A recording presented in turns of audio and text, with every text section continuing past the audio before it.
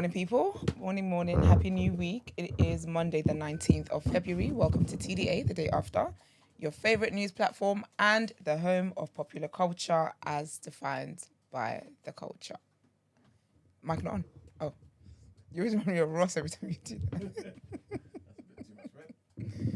that. Lovely. As always, you're hosted by the best people, which I am one of them. The one a lot of you love to hate, but I know you love me deep down anyway. Like, it must be love. It's got to be love. I don't care what it is anyway, but your favourite shade queen, my own royalty. And they call me E-Man, the pro-black activist, TDA producer and news analyst. And of course, the melanin is jam-packed. That is right. Brent, are you up in here? Yeah, let me just switch around the camera for a second, please.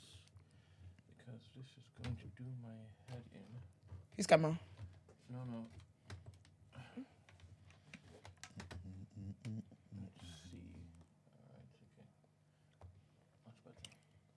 Yes, and as you can tell, the Pum Pum Father is MIA. MIA. After the thing. What thing? The little screen. Yeah, after the little screen. But I hope you guys are well, though. Let us know how you are doing in the chat. How was everyone's weekend? Did everyone mind their... Well, I didn't mind my business. I'll tell you why in a few. What happened to my screen? Oh, here we are. Okay. Also, you know how people always say, so I drive a manual car, right? And people always say, learn manual because in case of an emergency, da. Obviously, God will not make us see emergencies. Amen. But, you know, they always say, essentially, if you drive a manual, you're more likely, driving it automatic will be easy for you. But if you drive it automatic, say you need to drive a manual, you stuck, it's up, stuck, that kind of vibe. But anyways, I've been out here cruising in the automatic. I say cruising, it was just the one ride here this morning. Because my mom's car is automatic. Okay. But I tried to, because I'm doing an airport run today, and I just thought it'd be nice to kind of go around the area before I go straight on the motorway. But I tried last week when I was going to go to the gym. I had to call her Nigeria. I said, excuse me. Obviously, I know what the thing stands for, but I'm so used to like a manual. And now that I think about it, manual is such, no pun intended, manual labor. Like, it's a lot, you know, you go through. Yep.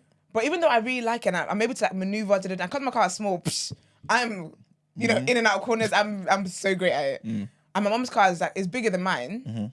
But I had to call her. I said, a Peace Park, right? this is that.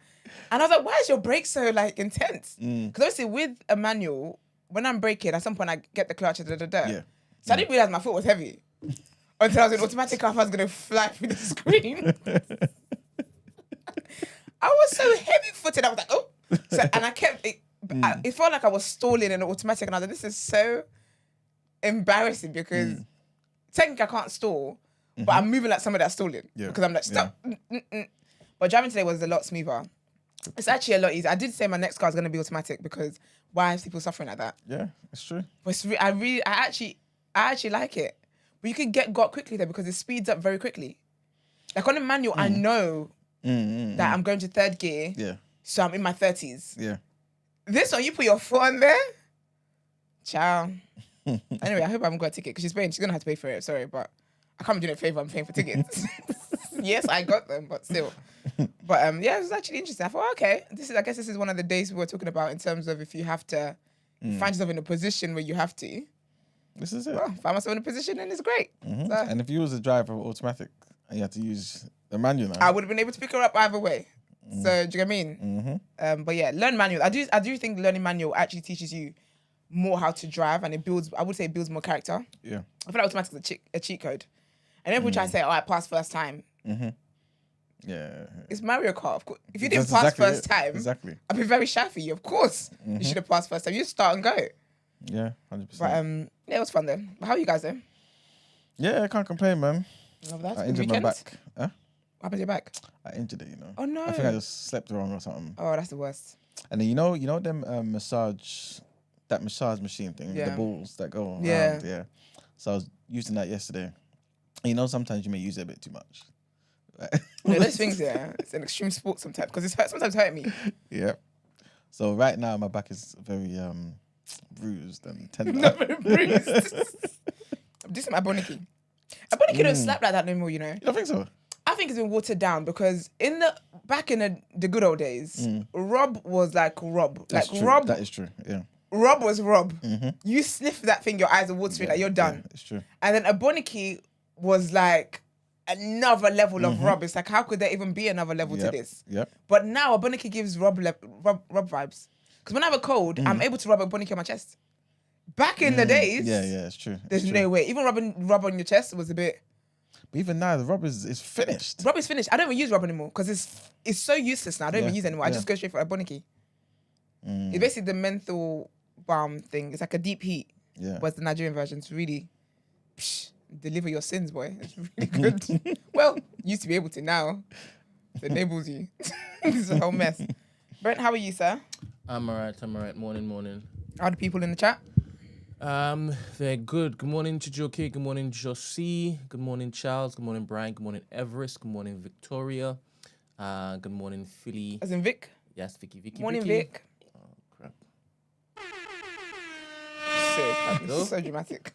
Good morning, Davina. I hope you're on the bubs. Yes, all good. Good morning, Mercy. Good morning, Rusty. Good morning, Imi. Good morning, Cindy. Good morning, Crud Crew. Good morning, Christy. And good morning, JW. Hope you guys are well. Did you watch One Day over the weekend? Did I watch One Day over the weekend, Brent? You know I love a love story. Like, I'm such a romantic, like, I'm such a lover girl through and through. Brent, that shit broke me. I went to bed. Oh, serious? I finished it on Friday night, yeah. I went to bed. I went to bed. And when I think about it, maybe that's why I had extra vim in the gym. And I was in the gym for 4 hours on Saturday. I did 3 classes back to back. It was the whole thing. I did a handstand. Oh, is it? I'm looking forward to doing again yoga. Tonight. I'm so excited. I was so happy. I got a photo, everything. But anyways, I went to bed, Brent. My heart was broken. Because you know what it is about love? Like, I love love so much. And I think love is the one thing human beings, I feel like we were created to love. And I think that the love can be experienced in different ways. I think, unfortunately, people think that the only kind of love, when people talk about love, they always think romantic love. But there's other kinds of love. But I do think as well, with humans, we're meant to have romantic love as well. And this is why I tell you people, I'm very pro moving to people. Like, if I like a guy, I move to you, because I feel like I can't imagine what it's like to live with the regret of love you never expressed. And I watch a lot of like love videos. You know the ones where they stop people on the roads and stuff like that. There's a guy I watch, and he always asks, like, he does like letters from strangers kind of thing. And when I tell you, majority of the content is always people who regret not telling somebody that they love them, or like not going after the person they wanted to love. Like, it's always some kind of like regrets in love. And it's sad because people can be on your dying bed, and that is the thing you regret. Like, that's why I always say, like, I'm so pro letting someone know you love them. Just putting out on the table. Put your ego aside, put whatever fears you have aside, because I don't feel like if I'm on my deathbed, I'm gonna be feeling the embarrassment of when that person rejected me. I'm gonna feel comfort of, do you know what, I told them. What I would feel worse is if I don't express the love. So One Day was around that theme that I already feel so strongly about. Oh my gosh. To be fair, that's the thing I don't like about social media. I was talking to Vic about it, and I was saying how sometimes people can ruin things before you watch it. So people kept saying, oh my gosh, it's so sad. Like, so I knew something bad, like something sad was going to happen. But to be fair, it was different to what I thought was going to happen. Are we spoiling it, or are we acting as though? Spoiling it? Like, we're not. We're not, what? Why we told them on Friday though. Didn't we tell people that we're going to watch this? I know I did. I did. I don't know if it is I did it off air. I told you. You can talk a lot, yeah. I don't even know when it's on air. I think it was off air. You think it was off air? I don't recall. But okay, no, obviously, wouldn't spoil it then. Yeah. But what happened isn't what I thought was gonna happen. So that shocked me. What did you think was gonna happen? A happy ending? It wasn't. No. I knew. No, it wasn't happy ending. It was a happy ending. No, for me, it wasn't. Fair enough. Not for me, my tears. But in light of what you said, as in no regrets, it lived. But you know what it is, Brent? Do you know what it is? Love. Yeah, that's one of my I don't want to say fears, but I'll be really angry if this happens to me. Is if like I don't get to live in the entirety and as long as I want to with the love of my life, like the love, like me and the love of my life, and they get snatched away from me. Are you kidding me? Give me a break. And I feel like if they weren't playing, because from episode 1, I was like, you lot are getting on my nerves. Just lips already. Like, just be together. So they didn't have as long as they could have. And I think that's sad. We saw a moment after everything was done. Yeah. All of the little things that we weren't shown. Oh, yeah, that yeah. They shared. It wasn't enough, man. So they did lips, but we didn't know until the end. They did lips Yeah. before. Oh, yeah, because I was thinking, wow, like, you're just going to say bye to me like that. It was so sweet. It was honestly and apparently it's based on a book and based on and apparently it's a film. So shout out to Sarah Honeck. I hope saying your name properly. Should be able to. We were having a nice little besties. discussion in our Discord film review section. Yeah, that you did not tell me about. That's buzzing over there. Now that I know that I have another film lover. Yeah, maybe you tell me about it next time. I did. You didn't tell me. You didn't tell me a damn thing. I added you. In what world? Next time I tell you. I don't know why I'm even looking to contest this. I will tell you next time. No. Wait a minute. I will make it a thing. He's not contesting it live on air, but this man had the cheek and audacity to blame me. Because I only assume that you got notifications and then you but you've known me forever. I switch all notifications off. Yeah, but did you not know that about me then? I didn't process it in the time in which I was saying, but I added you. Why would I add you? You understand? But anyway. That's where I'm going to be chilling. Is that right? Yeah, good movies, good series or whatnot. I'm gonna pop in there and I'm gonna join my clan, my tribe. And Sarah is one of mine. She's my people. Yeah. Big up Sarah, babes. But she's also one of those individuals that decided that because he was a beautiful man, all of the bollocks he was doing. No, it wasn't. Nah, there's no way. There's no. He was really annoying me. And I was like, yeah, you're good looking, but you're like... Oh, here we it's go. all her fault. Her heartbreak, all her fault. She chose this. Do you want to hear it? Go on. I feel like I know you're going to go. Cool. Do you agree before I jump into it? Go on. You ask me silly questions. Cool. Their first little dance, it was slight. It was just a whisper. Yeah. Right? And she agreed on that little tryst, that little... Yeah. Let's do it. Little rump. And then he went back. She said, what to do it? And then she just flipping changed the game. What, you mean the sex? Yeah. Okay. She agreed that this is what she was going to do before she decided to say goodbye to university life. Yeah. She was on it. Yeah. Her friend was there. Come on. Big up Tilly, man. Come Tilly's a vibe. She was like, have you had sex with him then?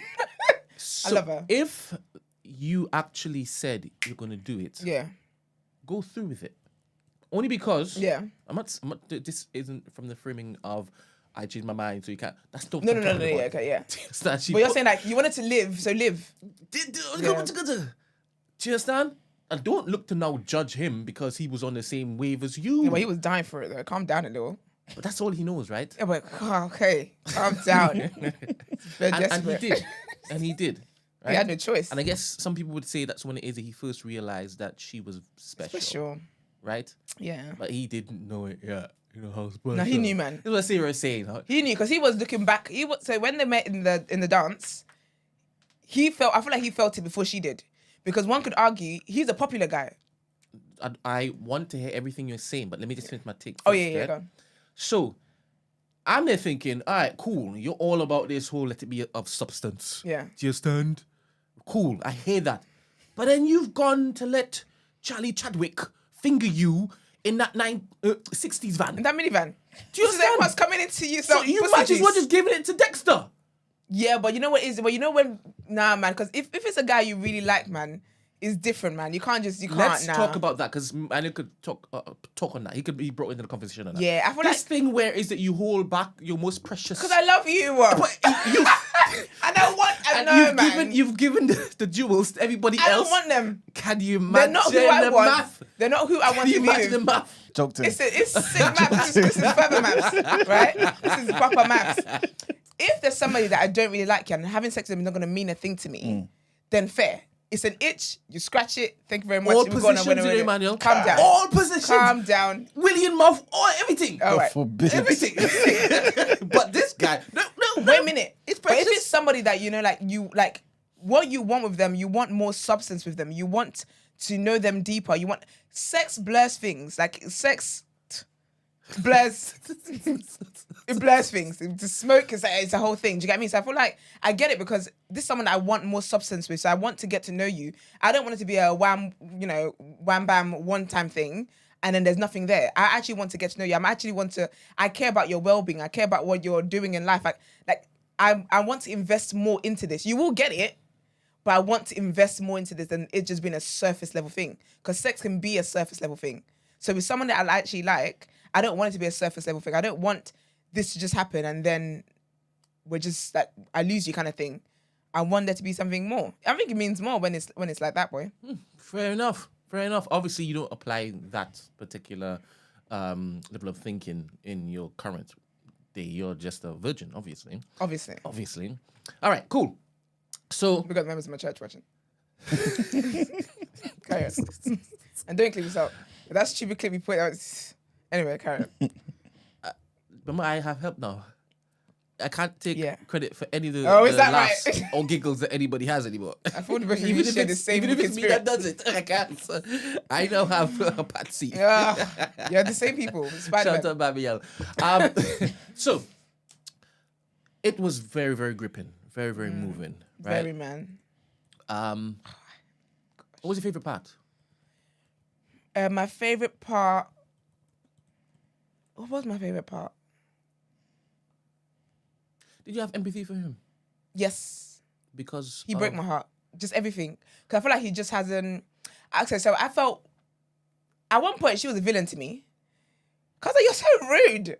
But I guess that's how Northerners are. I was like, girl, like.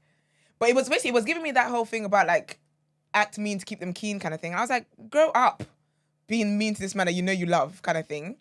So I felt for him because it was this rich kid. Was that early days though? When I felt bad for him. No, where you felt like she was being rude and... Yeah, that was early, but you know the early days that was like two episodes to the end. Okay. So when she was just being like rude and whatnot, it just, I don't know, it was making me cringe a bit. I was like, like you're being mean, but you love the guy, you have feelings for him kind of thing. Yeah. But then also I got it because he's a popular guy that's always got girls. So she's like, I'm not going to be sitting here. Because I do think men like that kind of stuff. Where basically, I feel like with men, sometimes you will like a girl, but for whatever reason, you feel like she's always gonna be there and she's always gonna be like your safety option. And you can when everything goes wrong or when you enjoy showing your wild oats, sees the person because you know she has feelings for you. You can just pop back in whenever you want it. So I like the fact that she never gave him that satisfaction when he was like, "Oh, I know you like me," and she was like, "Do you really just think I'm sitting here waiting for you to choose me one day?" You know I'm against that kind of shit. So. I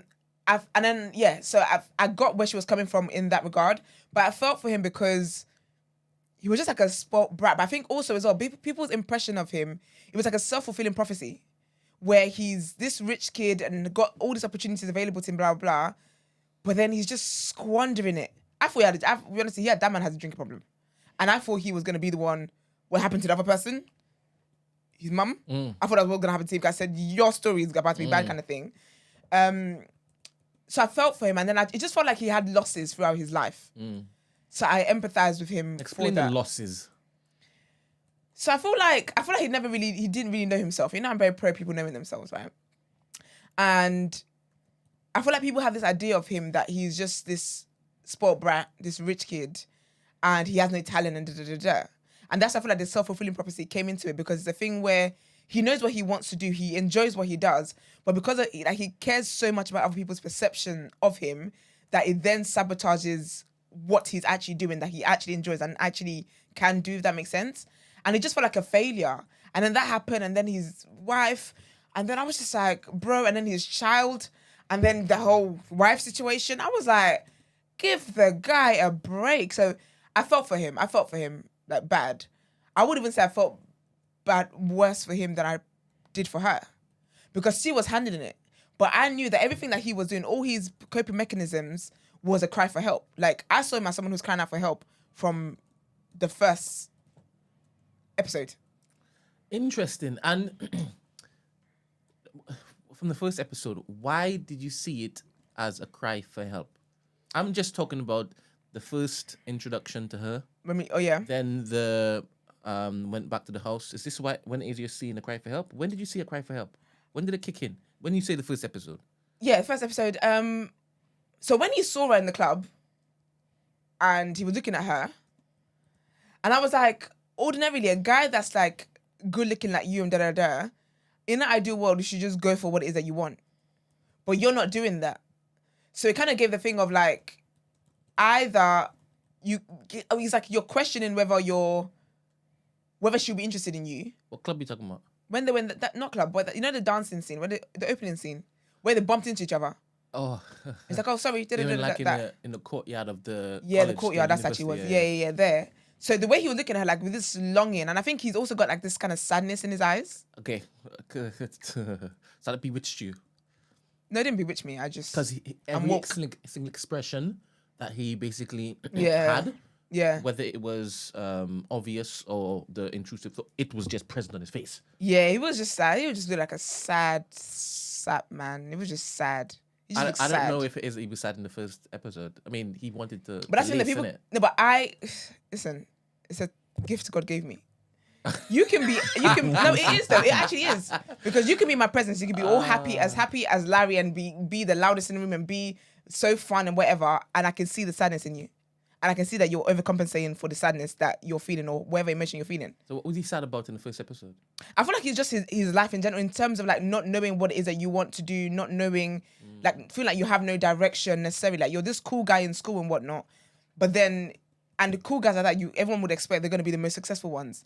But then you don't really know yourself. So from the first episode, I could tell that he doesn't really know himself like that. And I think when they then got to the bedroom scene, you can see that he kind of feels a bit inferior to her, like because of the books that she was. Yeah, because like he's like she's so smart, she's so this that she had, and so it's like outside in college and whatnot, he'd be the cool guy. So in the chain of what's that thing? The chain where all animals eat themselves, and this animal eats that animal. Chain. Yeah, in the food chain. In the food chain in the college, he's the top because he's a cool guy. He's a football player. He's da-da-da-da-da. But then when they're in that intimate space, you can see that he's not walking that same confident spirit kind of thing. So I could just kind of tell that he just didn't feel like maybe he was so good. I think also as well, ideally, he wouldn't really be friends with like a nerd like her, right? But him wanting to hold on to that friendship so much also lets you know that she was the one thing in his life that's like I guess real, if that makes sense. And then when you then see the scene where he let his mum down and he's bare crying in the train station and whatnot, you can tell that it's like she's like the person that can keep him grounded. That makes sense. Like the one person he can go to that will be very brutally honest with him and da-da-da-da-da. It's like his mother. Yeah, it's like his mum, but she cuddled him though. How? I think she only stopped cuddling him when she knew her situation. I think he was cuddled. I think the reason why he didn't know what he was going to do with his life was because he was cuddled. Because they let, like, your kid at the age of 21 doesn't just become irresponsible. That's how you kind of raise them. So when his dad was bare shouting at him, I was thinking, you did that. Why are you making noise? You can say, yeah, we raised you with this, raised you that, raised you da-da-da-da. But they could have put their foot down and stuff. When he was going to travel the world after graduating for a whole year, and they're like, oh, so what do you want to do next? Not where's next. What do you want to do next? Y'all could have put your foot down because he was spending your money. He didn't have money. That might be a bit harsh on the parents. I think the parents were actually good. No, they were good parents, but I think I'm not putting all the blame on them, but I'm saying that they're not as innocent as they might want to believe that they are. And he stayed away from visiting his parents because they would keep reminding him. It's too late then. No, what I'm saying is that I don't think it's a case where they didn't raise him properly. Because I swear she even said that we raised you better than this. Yeah, but at that point, again, it's too late. Because when they should have been having conversations with him about what he's going to do with his life was when he was in college, was making sure that he went to do internships, was like all that kind of stuff, actively making sure he did all that kind of stuff. When he's graduated now, and then now you're acting confused that he wants to go and travel the world and be partying with all sorts of women and whatnot, you can't act shocked at that. Like, you can't act as though like this personality of his came out of nowhere. He's been like this. Okay, fair enough. I mean, and we didn't see much about much of his life. Yeah, to be fair, before university, so we don't know if it is that he was bringing girls back and they knew that. I think about it, he was sheltered as well, because even when his mum was going to tell him what she was going to tell him, she's like, "Oh no, it's fine tomorrow." I'm like, bro, because I thought she was going to leave the dad. As in cancer. First of all, you're spoiling it. Well, okay, you just said we can't spoil it, but like, because the way she was moving was as though the dad didn't know. But again, like for me, that was a glimpse into how it is that they've raised him, where it's like they don't talk to him about stuff. They don't say stuff to him. And then when it's now crunch time, you want to just dump it on him. That's because he had a good day with his mum and it was rare. So she's like, nah, let's savor it. Yeah, I'll tell you tomorrow. Fair. But what I'm hearing is all these excuses other than... For him? Yeah. No, but I didn't say he was perfect. I said I felt empathy for him. That doesn't mean that he's can't take accountability for anything that he did. He was very useless. As a grown man, at some point you need to figure out your own life. I feel like your parents will raise you to a certain point, but at some point you need to take reins. Like there's only so much you can fall back on. My parents didn't do this, my parents didn't do that. Okay, you're a grown adult now. So and you're even a parent. So what are you gonna do next kind of thing? He had everything. It was all their fault. Like I feel like they both had a part to play. If you've got love stuff, just tell people, man. Stop making a mess of things. But she did over and over and over. She did not tell him. Tilly, the little scoundrel, you said you big up Tilly. Big up Tilly. Can you imagine? She gave him. Yeah, but Tilly shouldn't have done that though. Oh, precisely. Yeah, but she did. But she's still funny. She's funny because what? Because she's flipping hilarious. She's good vibes. She's a good character. She's like the what's her name from Insecure? Yeah, Molly. Not Molly. I know we're talking about Molly. The fluffy one. Okay. Black lady. Growth. Yes. Yeah, I don't know what her name is. I don't know. I can't remember her name now. But anyways, I like Tilly. But my thing is, no, but she didn't. She, the girl, did not tell that guy she liked him. She never did. She didn't. It was when they were in the pool. She's like, oh, like, no, when they were at the dinner, she's like, oh yeah, I've got a crush. She admitted it. But it's like, that was the one time she did. Everything else, she was the one who's trying to play it cool. I feel like her fear was in because she knew that he's this playboy, she didn't want to get broken up with. Because when we get to the end, when they show us the parts that we didn't see or that hid from us, we see her telling him, this doesn't have to be a thing. Let's just make it a one-time thing. We don't have to talk it anymore again. This is a one-time experience. If I bump into you in the future, I bump into you in the future. She was there doing all these things. It's like, girl, you like the man, shut up. She never when did she tell him that she liked him? Apart from the Greek dinner. In the ocean. No, but that ocean was as a result of her telling him when they were having dinner. Do you remember the scene before that? The one at the dinner table, and that's when he told her, Tilly already told me. After the reveal? Yeah, so she revealed it she had a crush on him on the table when they were having dinner. Yeah. Then he said, Tilly, oh, can I be honest? Tilly already told me. Yeah. Then she was a bit salty and embarrassed. Then they took that embarrassment into the ocean. Yeah. Then they talked about it. All right. But that was the only time she did. Fair enough. I retract what I said. So, are you saying that she should have? Yes. And if it is that she did, then it would have prompted him, it would have forced him to basically respond in a manner in which he now knows. Because he had known for the longest while. I don't think that, I don't know. I feel like she should have told him just for her peace of mind, because the way he was manifesting was just making me cringe. But I don't think it would have made him, I think she should have put it out there. And I think that he would have been a playboy, but he would have had to reflect. And I think they would have got the love story on earlier. There's a lot, Esther. Of what? Of if she did this archetype of this man. It's one thing. I just said one thing. No, but this man, normally when you see these types of men in life, that's not how easy it flows. No, but I didn't say it was going to be easy. I said he would still go and be a playboy, but he's aware. He would be aware. And I think that would make him be like, do you know what, actually, this footage, because that guy wanted stability. He wanted stability. So even though he's leading to the whole play, he didn't want stability. He did. He tried to say the whole, I'm a playboy, and whatnot. But then when it was time for him to settle down, he settled down. When did he settle down? When he was married. Everything was popped down. He had no other prospect in life. Everything had just dropped off. The stardom, the notoriety, the fame, it all killed. Because the girl he was going out with her whilst he was famous. Whilst he was looking for a job. No, he found out there when he was on her sofa that he didn't get the other job. The guy wanted stability. As in another season for some nonsense. Yeah. It wasn't the height of his stardom. And that's why it is that she was so resentful. Oh, yeah. Fair. But this type of guy, if it is that you tell him day 1, day 10, if he's not exhausted, and so does Royal Oats, there's no sense of settling. Yeah, but I don't think you're hearing me because I didn't say that her telling him means they're going to be together. Earlier, I said he would have had to been faced with this particular thing for him to... I'm saying for her peace of mind, because that's my thing. My whole thing here is about regret and whatnot. She should have told him earlier and put her cards on the table. He would have still gone on and been the playboy that he was. However, I feel like he would have reflected earlier and been on a better path earlier. Question. Place yourself in this particular woman's position. Her characteristic, her personality, everything, right? Mm-hmm. And then also add that element of shame that Esther has in abundance. Yeah, but I moved to guys, so that's not a thing. What? You people don't listen when I speak, and I'm trying to get sick of this. I'm gonna start speaking less. I always listen to your stuff. Thank you, man. So you actually make the first move? I've said this. No. If she's interested.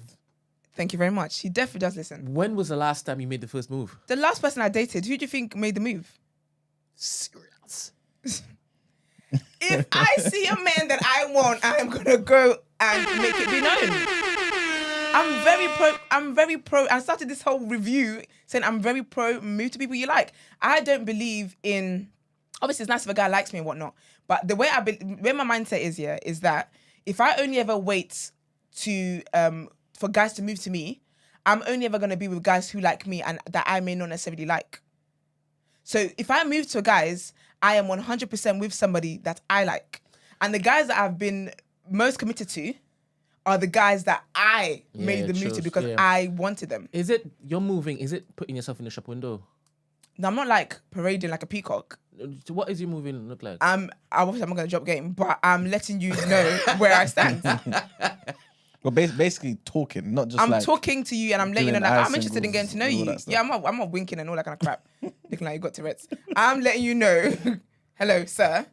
I'm interested in getting to know you. And just being accessible, you mean? What's being accessible? Is that what your moving is? Being accessible? Presenting yourself as and replying quickly and No, not necessarily.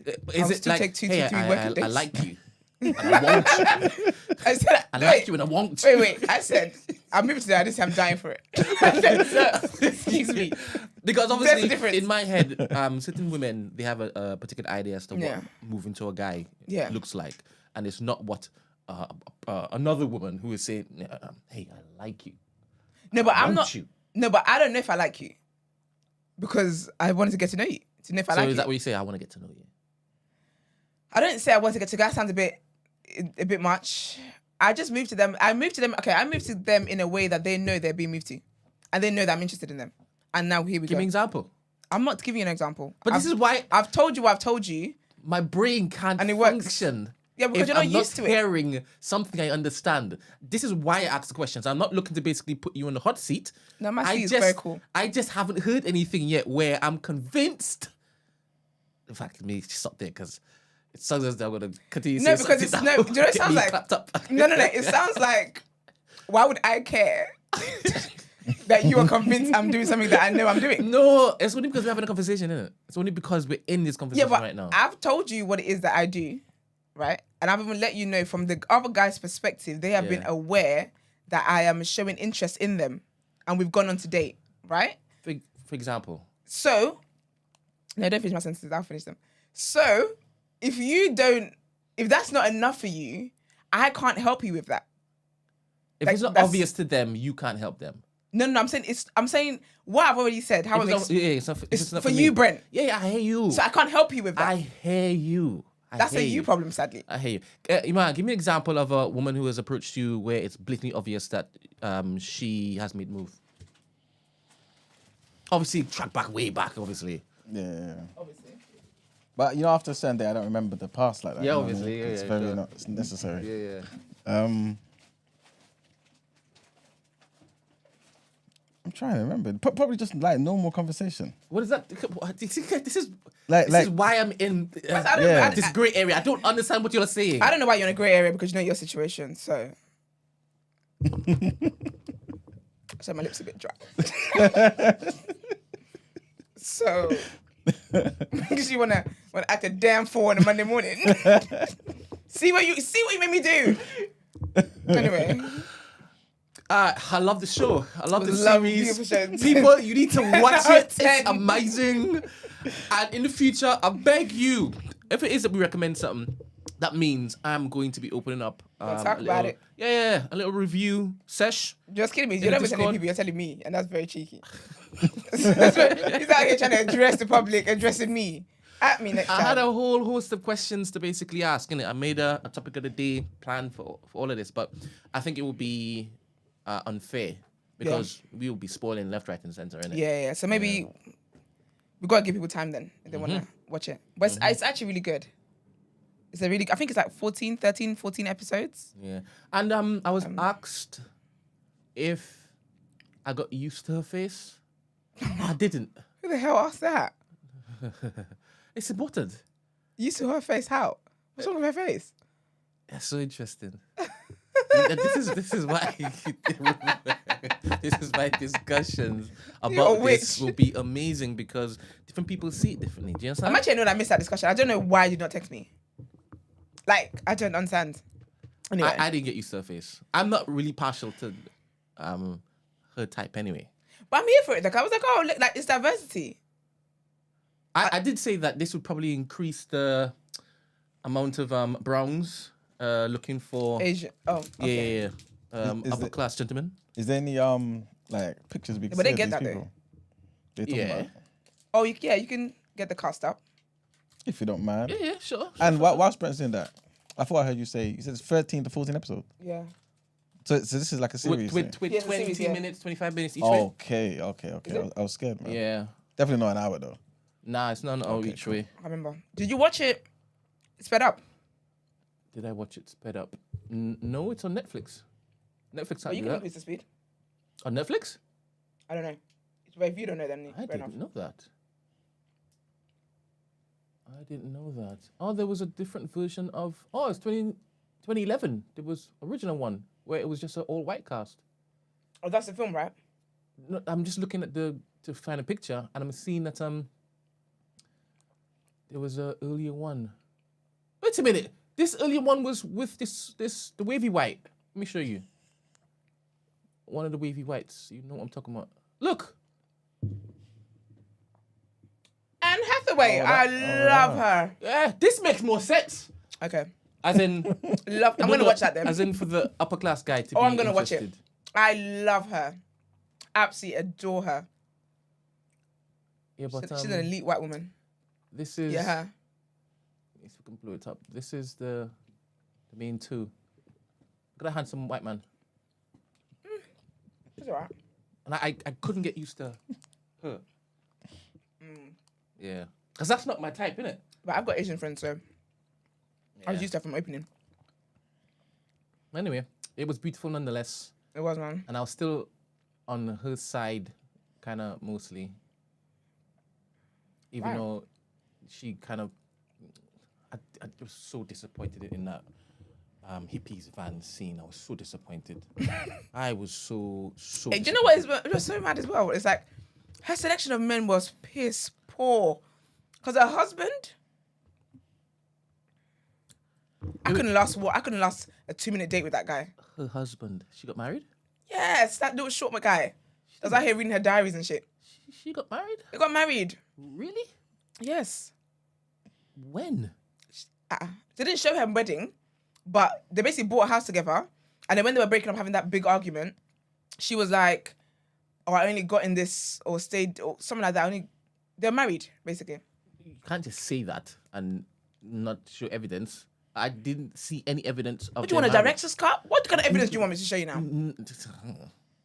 I'll phrase at you. Then you dare to calm down. I'm not saying calm down. Don't right? put your hand But up. I'm not asking to antagonize. Like, I really didn't see or hear any reference to them being married. And where was the divorce papers? Where was the talk about divorce? It was just, get out my house. Why are you still here? Why do you still have a key? I just thought that they were boyfriend and girlfriend. No. I said they were married, but I don't know. Okay. I know they were married, but clearly you don't know, so. Okay.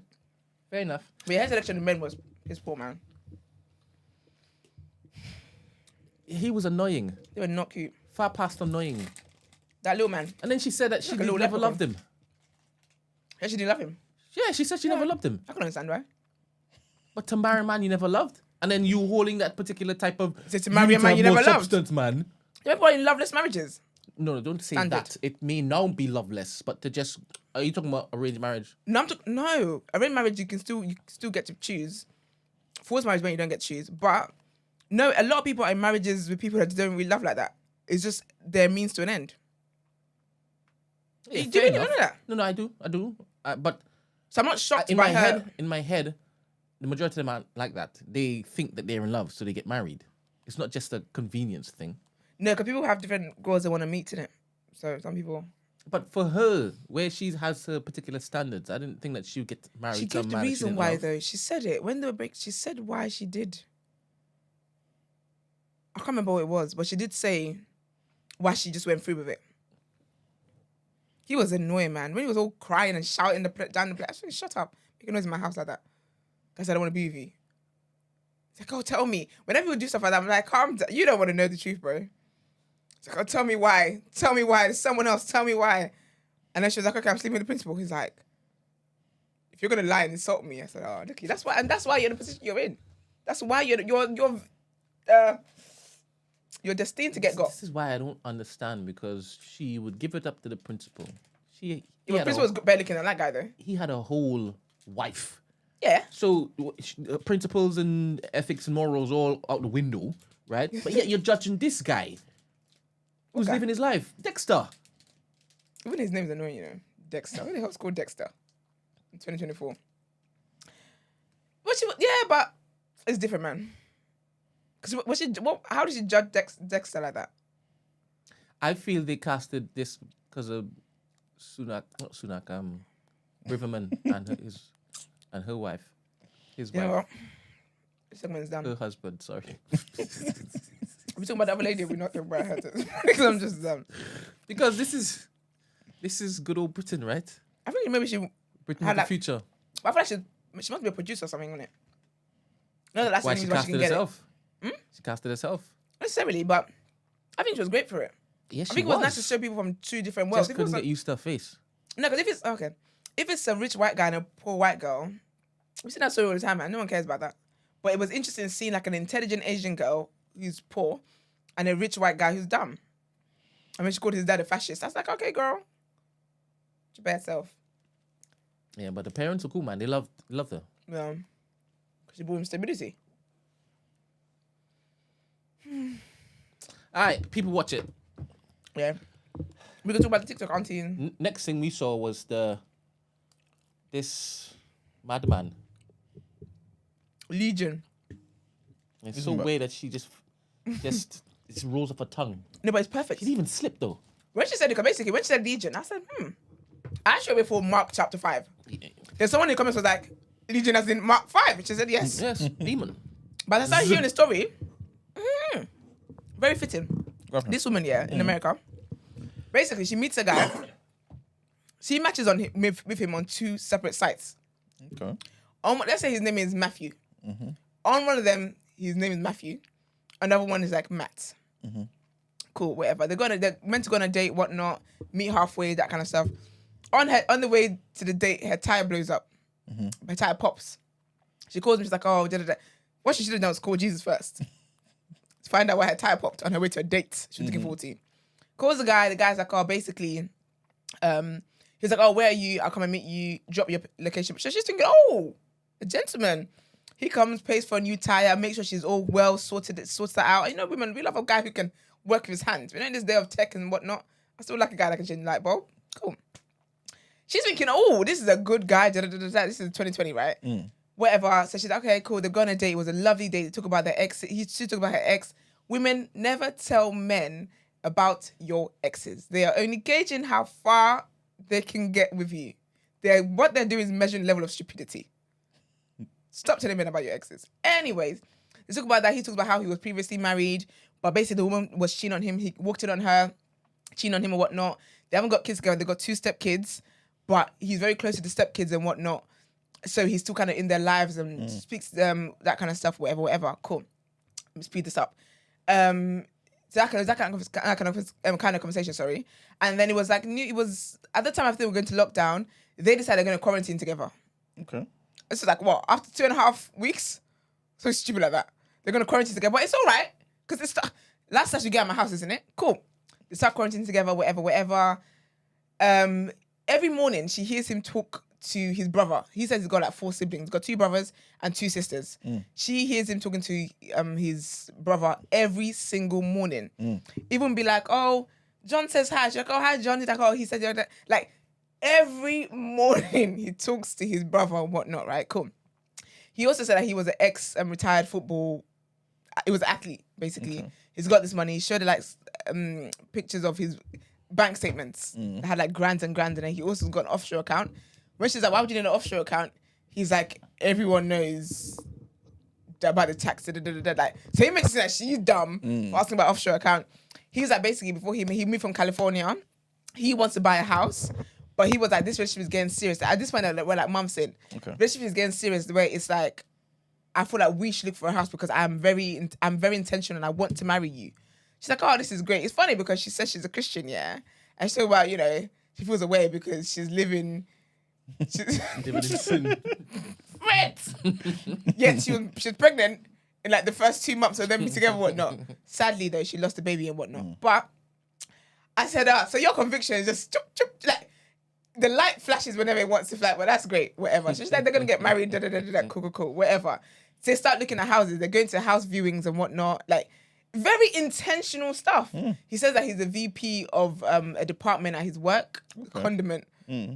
Work in Atlanta, right?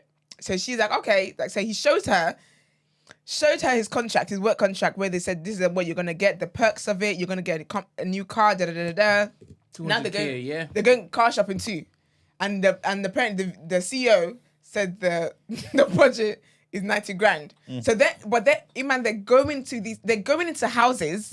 They're speaking to real estate agents and whatnot. They're going to view cars. They're test driving cars. She said when she wants a Nissan, he said, hey, stop thinking poor. I want a BMW for you, X5. Dark grey or dark blue with a fluid cognac interior. I pray she does get it. I pray she does. They are doing all these things and whatnot. They finally find a house now. And then the estate agent's like, okay, good. Basically, the people have accepted your offer, but they're going to accept your offer when they see proof of funds. Okay. They need to know you can afford this. He's saying the money is the one that's in the savings, the one he was paid out from athlete, whatever. Cool. So she's like, all right, get the proof of funds then. He's saying no, they have to accept the offer before he shows proof of funds. The real estate, Scott is like, that's the realtor. He's like, it doesn't work like that. Show them proof of funds, then they accept. So they know that you got the money before they start, messing about. He's like, no, because these are gonna see I've got so much money that you're gonna jack up the prices. They're doing all of this back and forth. He's telling her, at this point, she's like, okay, he's handling the house thing. So he's telling her, yeah, we've closed on the house, But she's gone on Zoopla, obviously the American version, and she's seen that the house is gone. But he hadn't come back to tell her. So she's called up the people, the estate people, and they're like, oh yeah. And then she kind of was like, by any chance, was it like who bought the house kind of thing? Like what kind of vibe are they? And it was like, oh, it's a white couple, it's a white elderly couple. So she's like, huh. At that point is when she knows that this guy is like his line or whatnot. But at this point, she's just like, you know what, I'm going to keep going. She was still getting willy, that's why. Okay. She was till this stopped. Then that's happening, right? What'd you call it? Warm willy. Ew. Anyways, now, yeah. That's all happening. Remember again, he said that his ex-wife, she cheated on him, walked in on her, All these lies, they're still test driving cars. But at this point, it's like, she's now starting to get to the point because she's like, I keep thinking we're going to look for a house. It doesn't happen. Anyway, he says they're gonna get married. When she sent a story, it's like 50 parts on TikTok. But people were like, excuse me, did I miss the proposal? She said, oh no, y'all didn't miss it. What had happened was he bought a ring from Amazon. A $30 ring. Serious? I'll be damned. He bought a ring from Amazon and basically just said to her, put on the table or something like that. And when she said like, we getting married, something like that anyway. He wasn't asking. You sure? What, Amazon ring? Yeah. That's from Amazon. Yeah. It's 100% because it was in the comments. Because as I was watching reading comments. Someone said about, did you return the ring? She could pick. Oh yes, she did pick. There was 3. Yeah. There was 3, but the ring was from Amazon because she said it in the comments. And $50. Because someone said, did you return it? Someone said, what did you do with it? She said, it wasn't a lot. She said, I lost it and it was only $30 from Amazon. So basically, I think he showed that free. I think they went to like jewelers or whatever. Okay. Then she picked a ring and whatnot, cool, whatever. So now they're gonna get married, but she didn't even tell her family because the first time they went to get married, something happened. They couldn't get married. Obviously, this guy's just disappointment galore in it. So when they got married, they actually did get married, but she didn't realize. She doesn't tell anyone because she didn't think it was gonna happen. Cool. Everyone thinks it's nice, but when he's around her friends and her family and whatnot, he just brags about this, that, and blah, blah, blah. Anyway, it all started to cast after they got married. Stop having sex. Well, he wasn't having sex with her, which Naomi's current situation, she can thank God for about that. Apparently, the guy's got HIV because also he was sleeping with prostitutes and getting head from prostitutes. Wow. She found that out because she went through his phone and was seeing him talking to Peaches. Peaches name with prostitute. What type of Peaches? Talking to Peaches, she was talking about it's $40, it's 60, it's 80, it's whatever, with or without condom. This is the kind of conversation this man's having in his household, right? So she confronts him about that. He's just like, he's always got a way to maneuver things. Anyway, let's just cut along so he's flipping short. The guy is a lie. Everything about him. I can't remember how it was she started investigating. She started investigating him and whatnot. Started to see that it was all. They went to marriage counseling as well. And the couple were like, I'll be real with you. Had you guys come to us before you got married, we would have told you guys not to get married because this is not it. The couple one of the things she brought up at marriage counseling was that he isn't showing her his accounts. Like, you're saying this and you want us to do joint accounts. Let me see your accounts then. He was angry at the elderly couple that's trying to help them, talking about this, that, and the other, blah, blah, blah. And he's not gonna sit here and take disrespect and whatever. Anyway, cut long story short, the guy is a complete and utter liar. Oh, he told her during COVID that his grandma died. 2021. He even drove her to a gravesite and said that is where grandma and granddad's body lays. And he knew about that gravesite because he used to work. He used to work at the cemetery. Also, he was paying all her bills. I'm so flabbergasted by that. He was paying all the bills. This guy had no money. He was broke. How was he doing that? I don't know. No. Whilst he had the forklift job, he was getting money. People also said that they think he got the PPP loan. Yeah, he was getting that because she mentioned that. Yeah, he was collecting stuff. So it turned out it was a lie. First of all, his grandma died in 2008 or 2003 or something like that. What's it called? Junebug, one of his cousins that apparently died as well, I was really, really close to. He'd been speaking to Junebug on the phone. Sorry, I'm not funny yet, but he's definitely got he's got schizophrenia or something. No, he's mad. Because you know what? The stepdaughter. Oh, so he said his ex. Remember, he said he was close to his stepkids. He called her one day at work, talking about his stepdaughter died, and is it okay if he sends the mum, his ex, $2,000? She's like, yeah, I don't play about death, of course. So she's thinking, wow, this guy's been for a lot because grandma died. Then his uncle died. Turns out his uncle died in 2003, even before the grandma died. Then his stepdaughter died. She ended up speaking to the ex-wife. And the reason why he and the ex-wife divorced, she actually initiated the divorce. That's how she found out. She found out through the courts and whatnot. And then she spoke to the woman, and the woman's like, no, I initiated because he's a liar. So she said, everything you know about him is a damn liar.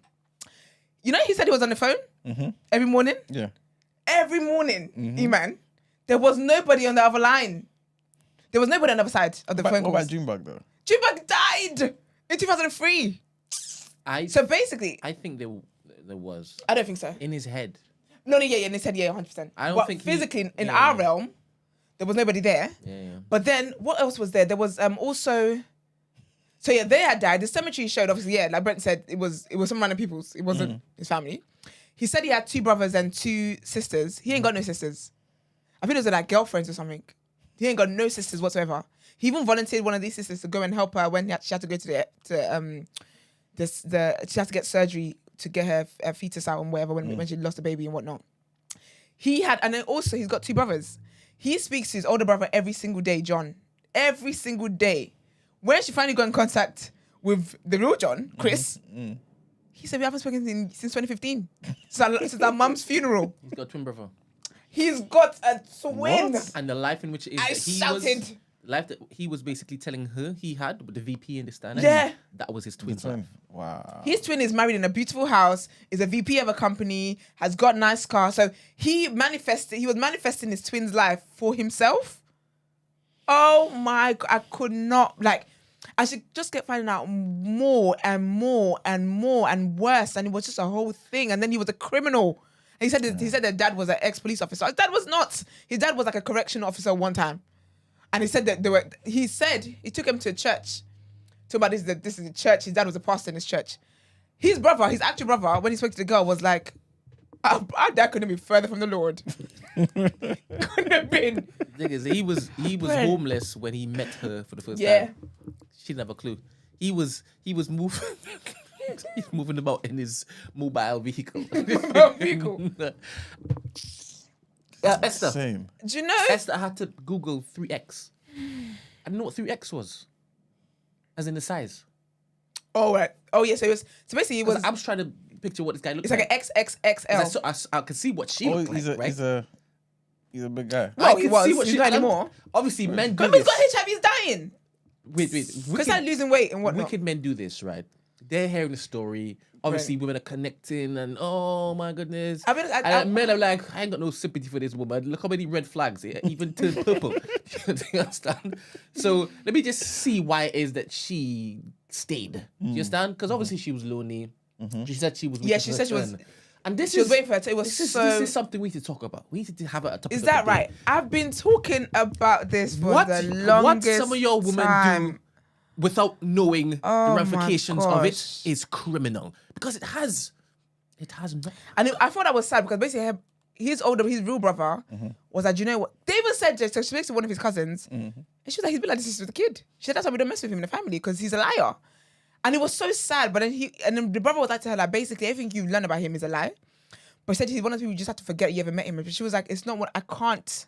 Like, I can't forget this. And it was sad because from the first, when I started watching it, I knew the reason why she went as far as she did in this situation. She wanted because she wanted marriage, right? And I think that's the sad thing about like the stock that society's placed on marriage and women, like, you have to be someone, you have to be someone, you have to be somebody, where a lot of women turn blind to things that they need to be seeing on account of, I want to be able to say that I've got a man, I want to be able to, do you know what I mean? So it's like, he's doing 5 wrong things, but he does 6 good things. Is it so marriage I can compromise. or is it self-love? Sorry? Is it marriage or is it the value that she doesn't see in herself? It's both. I think it's both. Because again, it's about you have more worth as a woman when you are when you're in a marriage. And that's what I think is so dangerous. So when she finally got to that point at the end, I've seen it from the whole way, but it's sad because there's a lot of women in situations like that. And I guess even men, but I feel like with men, I don't know about men's stories. And do they look all different? What, the women? Yeah. Yeah. So it's not just that's an archetype. No. Because again, it's about like you can have everything you want to have in your life, but if you don't have this one thing that you're meant to have you really do you really have successes? Is anything really worth anything if you don't have somebody to share it with? And I just think it's so dangerous because I don't know how she begins to trust after that. And he even said to her, go on. Esther, she said, look, when I found that out, when I knew that he didn't get this and this and X, I just told myself, look, he's going to lie to me. But when he does, I'll just play it off. Yeah. So that I don't really... I lost all empathy. But did you peep when she said... All sympathy I left it. No, but did you peep when she said that she was thinking of different things he might come up with to kind of get herself used to it? It was now a game now, yeah? Sorry, empathy gone out the window. It's a damn shame. Yes, she was emotional while she was retelling the story. I wouldn't know. I sped it up. But sorry. I said, excuse me. Esther, she talks slow as well. It's capped. It's capped. I feel for her. But do you know what's mad? I feel for her and I also feel for him. Because he's mad. No, my theory is that, so you see how he's always talking to that, he does, so he's disconnected from his family and all that kind of stuff. He introduced her to this woman that said it was his aunt. It was his mum's best friend, right? I think she's the one who gave him money back for him to come back to the house. Jordans? He had WWE belts. You see? No sympathy. He has a collection of WWE belts. Do you know what? Yo, who knows if it's fake or not? But also, do you know what I feel bad for him? Because I feel like all this conversation he was having with his brother, with his sisters and stuff like that, it's like he's you know when as kids, when they're playing with like dolls and then making up scenarios in their heads and whatnot. Talking to demons, yeah, that's what he was doing. So I felt for him because it's like, I feel like it's a mental illness that he hasn't got control of, and it's something that it just takes him, and so he finds himself like living in that. I honestly don't think he knows that he's doing wrong. I don't think that guy knows. He's a madman. I don't think that he knows he's not. Picture up. He's not living how he's living. Do you get what I mean? So it's like, so it made me sad that he was always on the phone to his brother, his fake brother, and whatnot. Because I feel like in the ideal world, those are conversations he wants to be having. He wants to be talking to them. He wants to be in the family. He wants to have all of that. And he even told her, he was like, she was like, why did you do all of this? Like, why didn't you just leave me alone? Why didn't you just date me? And he was like, because I knew that was the only way I could keep you was to marry you. Wow. I felt bad for both parties. Obviously, I pray for sis and I pray that she can heal and she can get her BMW with a cognac interior. I don't know if she deserves it, to be honest. Well, for the entertainment, yeah, she does. It's not for you. To be honest, she provided entertainment. At least Netflix could give her a break off. I want her to get a bag as well. I need it to be commissioned. That'll be a sick show. And I want her to be a right consultant on it, and I want her to get paid, and I want her to get a BMW. Do you think she's going to spend the money wisely though? She will. Having shown you know what such is, discernment. do you know why I say she will? Because obviously as a child of God in it, there's times when I've tried to do things on my own in it. There was something she said that really resonated with me. And she said basically, when you walk he's not bad looking either. The girls were cooking him. To be honest, if you see But obviously I didn't see here. I forgot myself. It makes sense. I don't think it. Anyway. Both of them make sense. Both of them make sense. To be honest, she might be reaching, and that's why she was so. Oh my goodness, he's handsome too. I think he's better looking than she is. Do we have a picture of her? I'll show you. So basically, she said, when you walk outside of the obedience of God, the consequences is always too heavy to deal with. Emmanuel, I can relate. I can relate. Because Jesus said no, I said no. Let me show you something. What's her name? It was Risa Tisa. Or Tisa Risa.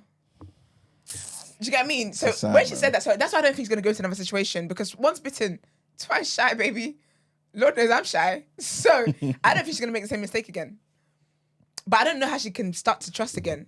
Because you know, it's a bit late. Because you know what scared me? Because I don't like liars. I've always said that. Lying scares me, right? But I'm like, imagine laying next to somebody that's lying to that extent. You don't know this person. She didn't know his real name. She's telling the brother, oh, da-da-da. No, she's the ex-wife. She's like, I'm the wife of Legion. The woman said, who? Obviously, Legion is Jerome. We know his real name now, Jerome. That's her. Jerome. There's a bad picture. Hold on, let me try and find another one. I'm just looking for something. They've paused it midstream, man. If people are really bored for that. Yeah, this I hate people bad. like that. Who are you? Bad. Who were you arguing with the other day on Friday? That she put a picture. I said you couldn't get another screenshot. I look crazy in that. I said. Oh no, I chose that. I mean, as in, like that? Yeah. Are you shocked? Oh no, that's your clip. Yeah. The one where Iman and his friend were going back and forth on Friday over the hair situation, over the Brazilian length hair. She put a screenshot of where Iman allegedly said whatever he said, yeah. But in the screenshot, you see me looking all crazy. I said you couldn't pause, and then you couldn't crop me out. Anyway, yeah, man, I don't think he's gonna make that mistake again. It's impossible, Brent. I've been bitten less compared to what. I'll be honest. I prayed after that, you know.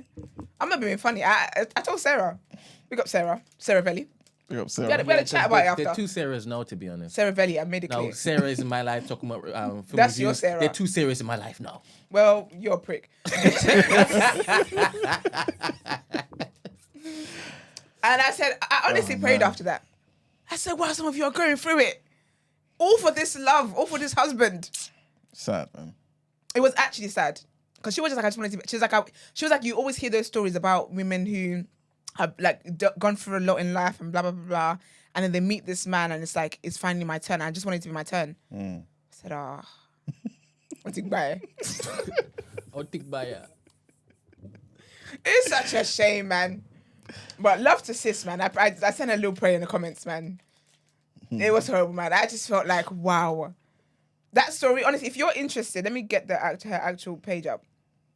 Interested? It's in the Discord. Just put them to it's Discord. Risa T. Yeah, you know, did I see?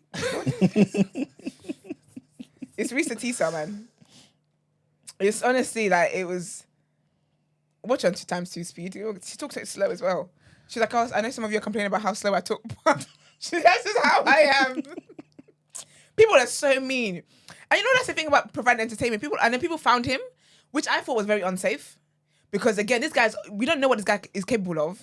So when she's sending that story and you go and tag him and you people start abusing him, he can go back to the origin of what started this. And I thought that was very, very unsafe. And then there was this girl who exposed him. She's like, oh, she said he's done it to 3 women. I feel like she should have said it. I was like, you're sitting here on your whatever you think is a moral high chair. If he goes to attack her, what are you gonna do? What are you gonna do? If he goes to attack her, what are you actually going to do? Because he was calling up her job and everything as well. That is Cocoa Pops. It was a whole thing, man. But yeah, man, I need that in a show. I'm not being honest. Like Tyler Perry, somebody. Tyler doesn't deserve any money. Yeah. He likes black women suffering, allegedly. But yeah, that was my weekend, boy. It's a protein bar. You idiot. Wait, your mic got off? Yeah. Okay. Good. It's a protein bar. Alright. Google. We don't need no topic of the day. Huh? We don't need no topic of the day. We actually don't. Let's get into headlines, please.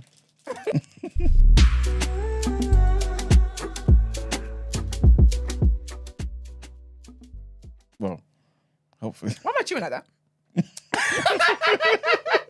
I never clocked how I chew. Very aggressive. My bad.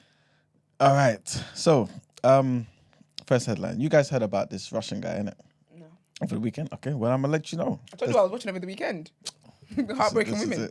Are you talking about the guy that died or was killed? Oh, is it? Guy. I hope it is that you read that he was a flaming racist.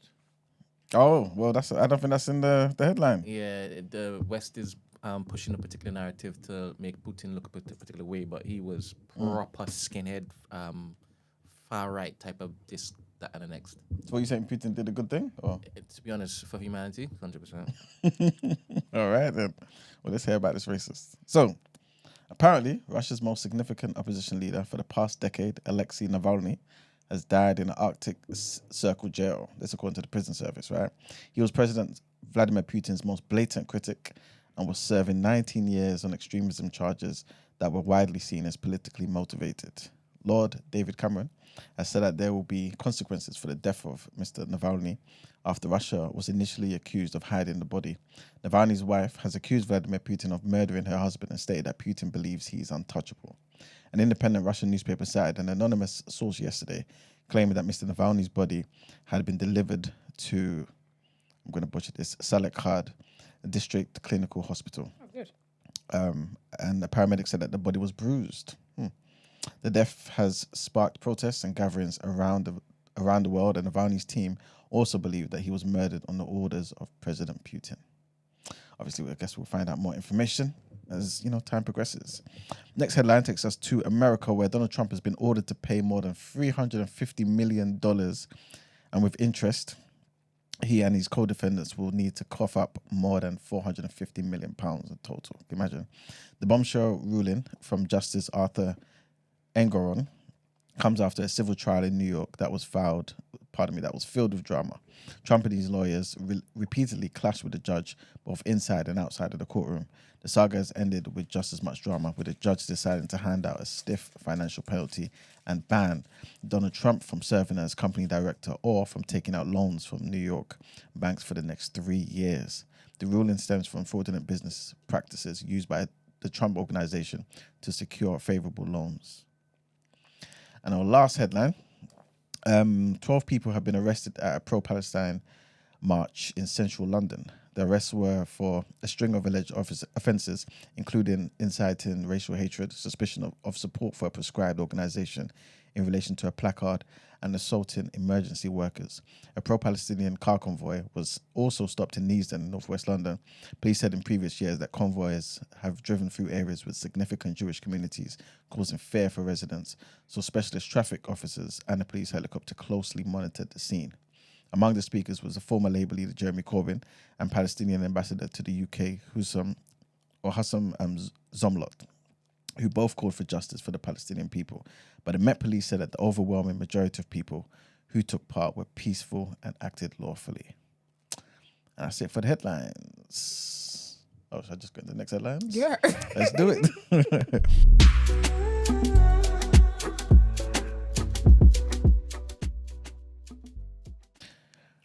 All right, guys. So, Starmer has called for a ceasefire that lasts. These are in his words, a ceasefire that lasts in Gaza ahead of a vote in the Commons, which risks reopening the Labour divisions on the issue.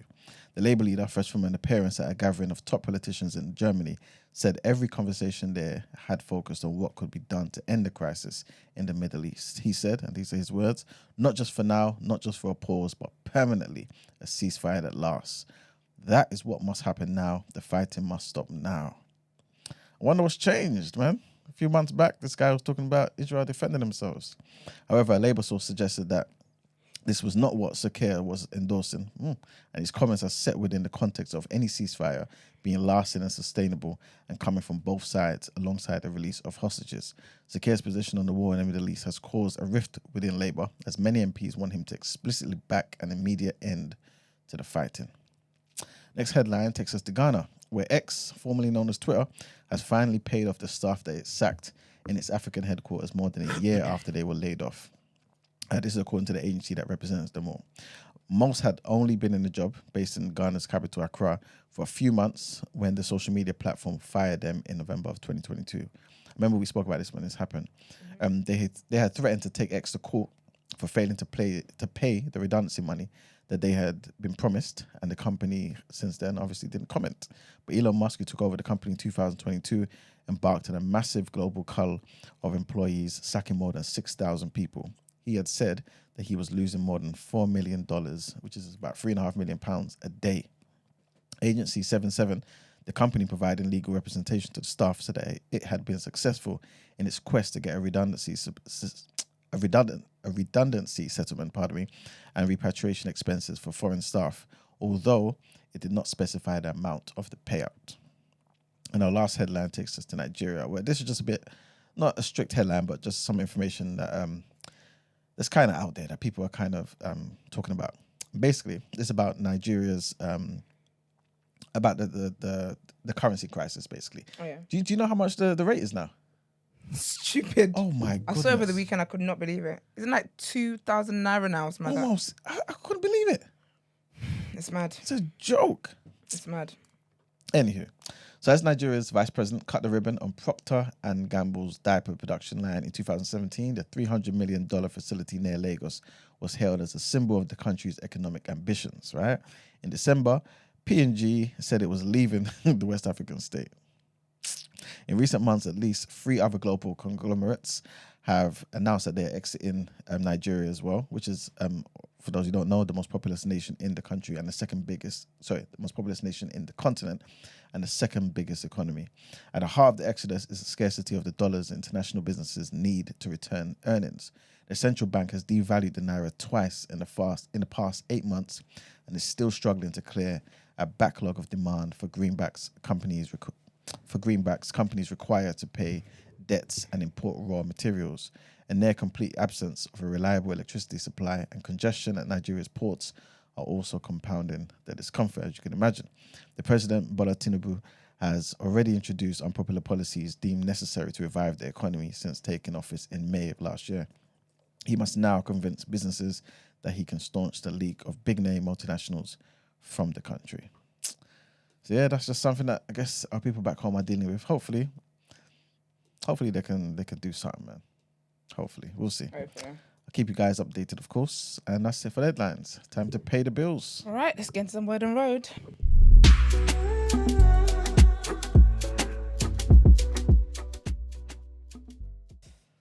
All right. So this weekend, the BAFTA. I don't know what BAFTA event there was yesterday. Was it? It wasn't the awards, was it?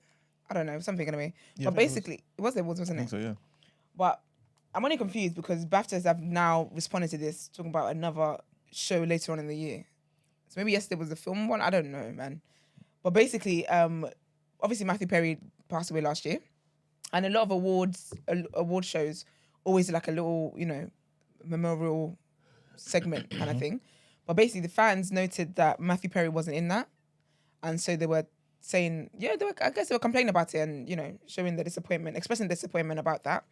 But then BAFTA have actually responded saying that he will be honoured at the TV awards later this year. Okay. Oh yeah, so this was the film awards. It's very dramatic. So why is it called that then? Because BAFTA is British Academy of Film and Television Arts. But why are we doing maybe twice? There's so much that they can't fit into one, maybe. And they're thinking, let's do movies, let's do TV. Does Oscars have a TV show and film, or is it just? No, I don't believe so. I think they only have one. It's film. Yeah. Oh, and then the TV show will be Emmys. Yes, I believe so. That's what we need to do. Okay. Yeah, so they basically said that he will be featured, which makes sense actually, because he's more of a. Obviously, it's just crazy though, because the man said he didn't want to be known just for Friends. Since he died, that's all everyone ever talks about. But but they have responded and said that he will be honoured at the TV awards later on this year. Which makes sense to be fair. So that happened. Also, Kelly Rowland was meant to be on the Today Show on Friday, I believe. And essentially she walked out, reports saying that she walked out because of the dressing room situation. And basically I heard that J-Lo was in the building, and I think the dressing room she should have gotten was maybe the one that J-Lo was in or something like that. And so they're saying that the room was too small and just not up to par is what's being reported. And so she left and they had to scramble last minute to find somebody else. Rita Ora was there. Rita Ora was always available. Big up Rita Ora, but I like her, but she's always there. But yeah, so Rita Ora kind of stepped in, and obviously it's just been a lot of criticism about it. But with Kelly Rowland, like, sis has always been professional, never had anything bad about her. So I'm not really gonna it's not a situation where it's gonna be like, oh, there might be more to the story. I just think if it wasn't up to par, then it wouldn't be. We've never really known her to be like a diva or anything like that. And also someone was saying about her publicist. Her publicist is someone who works with Beyonce as well, and like works with like a lot of stars and whatnot, and with like Prince and Mariah Carey and whatnot. And so her publicist was there as well. And that apparently that woman was very, very professional. So if it was a thing where a publicist is like, yeah, we're leaving, it must be because the situation must have not been great, kind of thing. But yeah, man, big up Kelly Rowland. She just looks better and better every time I see her. She's just absolutely stunning. So that happened.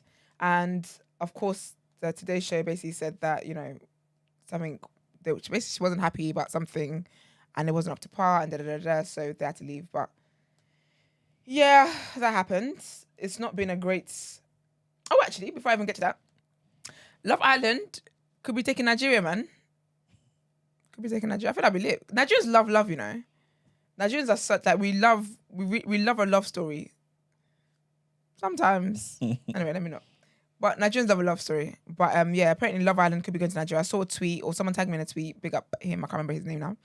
But and then Scott, who's been on every flipping season talking about doing eye major, said, "Sir, you need to close your eyes." I don't. If I see Scott in Nigerian Love Island, yeah, that's not it. But yeah, I feel like it'd be really cool if Love Island went to Nigeria. I don't know if I'd. Actually, I would, because Big Brother Nigeria, that's a good show. They are very entertaining.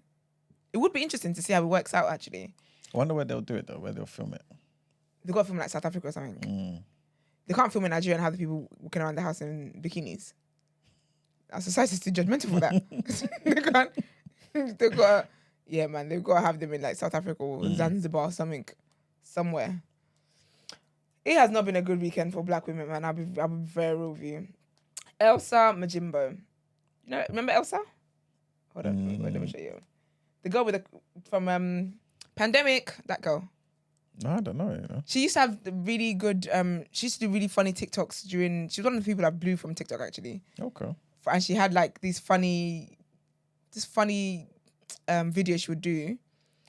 And it was pandemic. Yeah, it was obviously she was saying pandemic and whatnot. But she's really, really cool. Very, very funny girl. She went into like do modeling and a lot of stuff and blah, blah.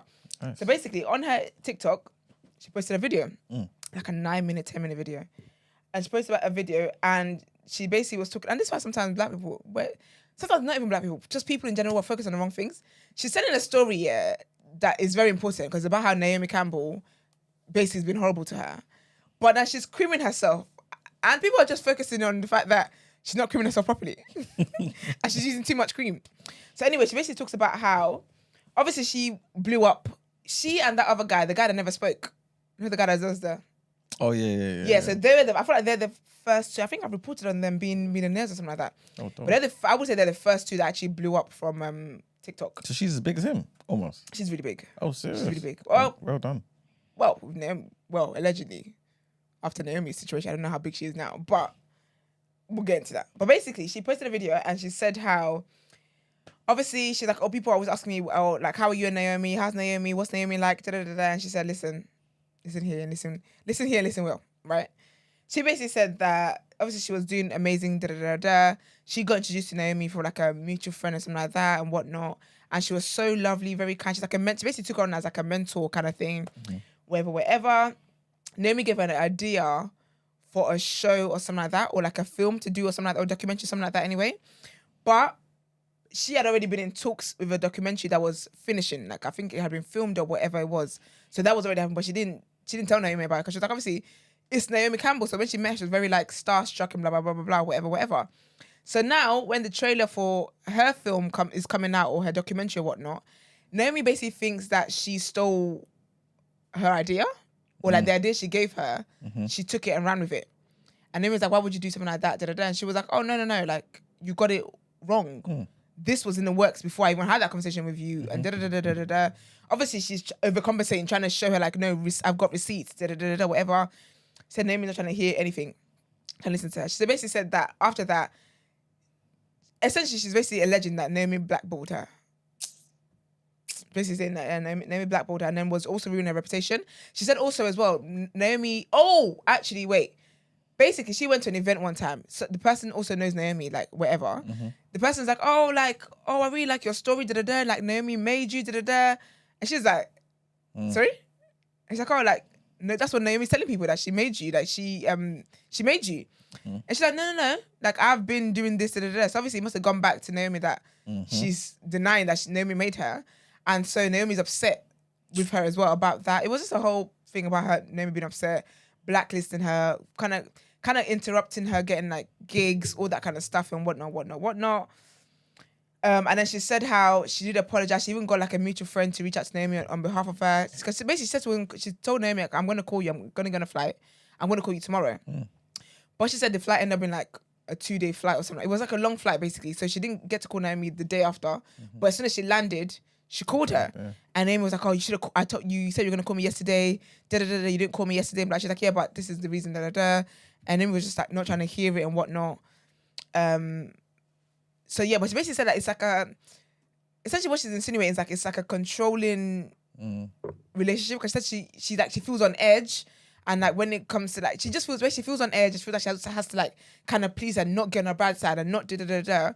And she said she spoke to her mum like that. And she was like to her mum like, I can't live like this. Like it's very, like I feel like I've wronged her and I didn't do anything. And it's like, I'm suffering consequences because she thinks I've wronged her and blah, blah, and whatever. She said now they're cool. Okay. Well, it's like one of them where we're not cool. Like it's not beef. It's not like an on-site situation. It's just, it is what it is.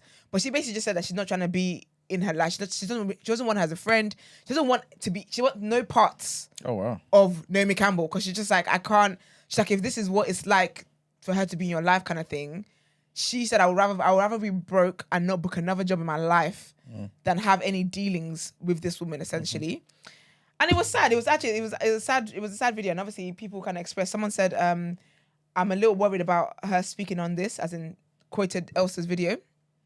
And Elsa said, don't be, I freed myself. Nothing she can say or do means anything. If she has control over a situation, it's a situation. I want nothing to, if she has control over a situation, it's a situation I want nothing to do with. And then someone else said, she went on to say, this is what Elsa said, to everyone worried about the future of my career, no, I came to peace with everything. As I said, I don't want to be controlled. I'm just a happy free bird that minds my business. And then someone replied to that and said, you won't be silenced, your sanity comes first. And she said, bingo, you do, I say.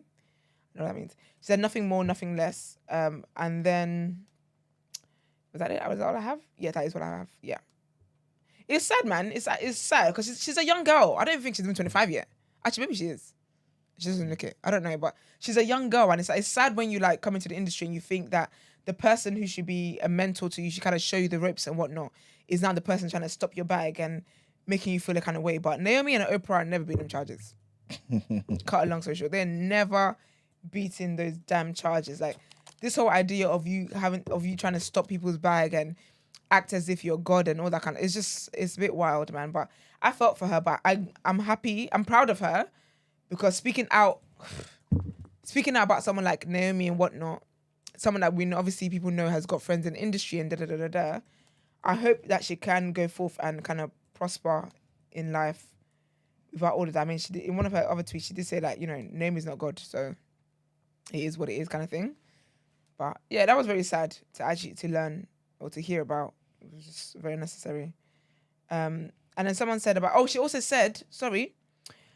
said, talking about the Naomi Campbell situation was very hard and scary for me, but I don't want to be owned by someone else, and I want to acknowledge a lot of big hits and blows in my career came from another black woman and not my own incompetence. She also said as well, there's someone responded and said, baby, we saw in your demeanor in that video that it's a sensitive topic for you. And she said, which is, wow, she said from 19 years old too, so she was 19 at the time, said she made me an alcoholic and full-blown depressed. It's now time to heal and be happy. It's crazy. Obviously, all that stress of all that kind of stuff kind of turned her to drinking and affected her. That's mad, man. And Naomi Campbell ain't said nothing about it. I don't think she will. She ain't being them charges, man. Your name coming up with Jeffrey Epstein, now coming up with this, and it's just like, it's not good, bruv. It's not looking good, bruv. But yeah, that's all for me anyway. Let's get into people's journal.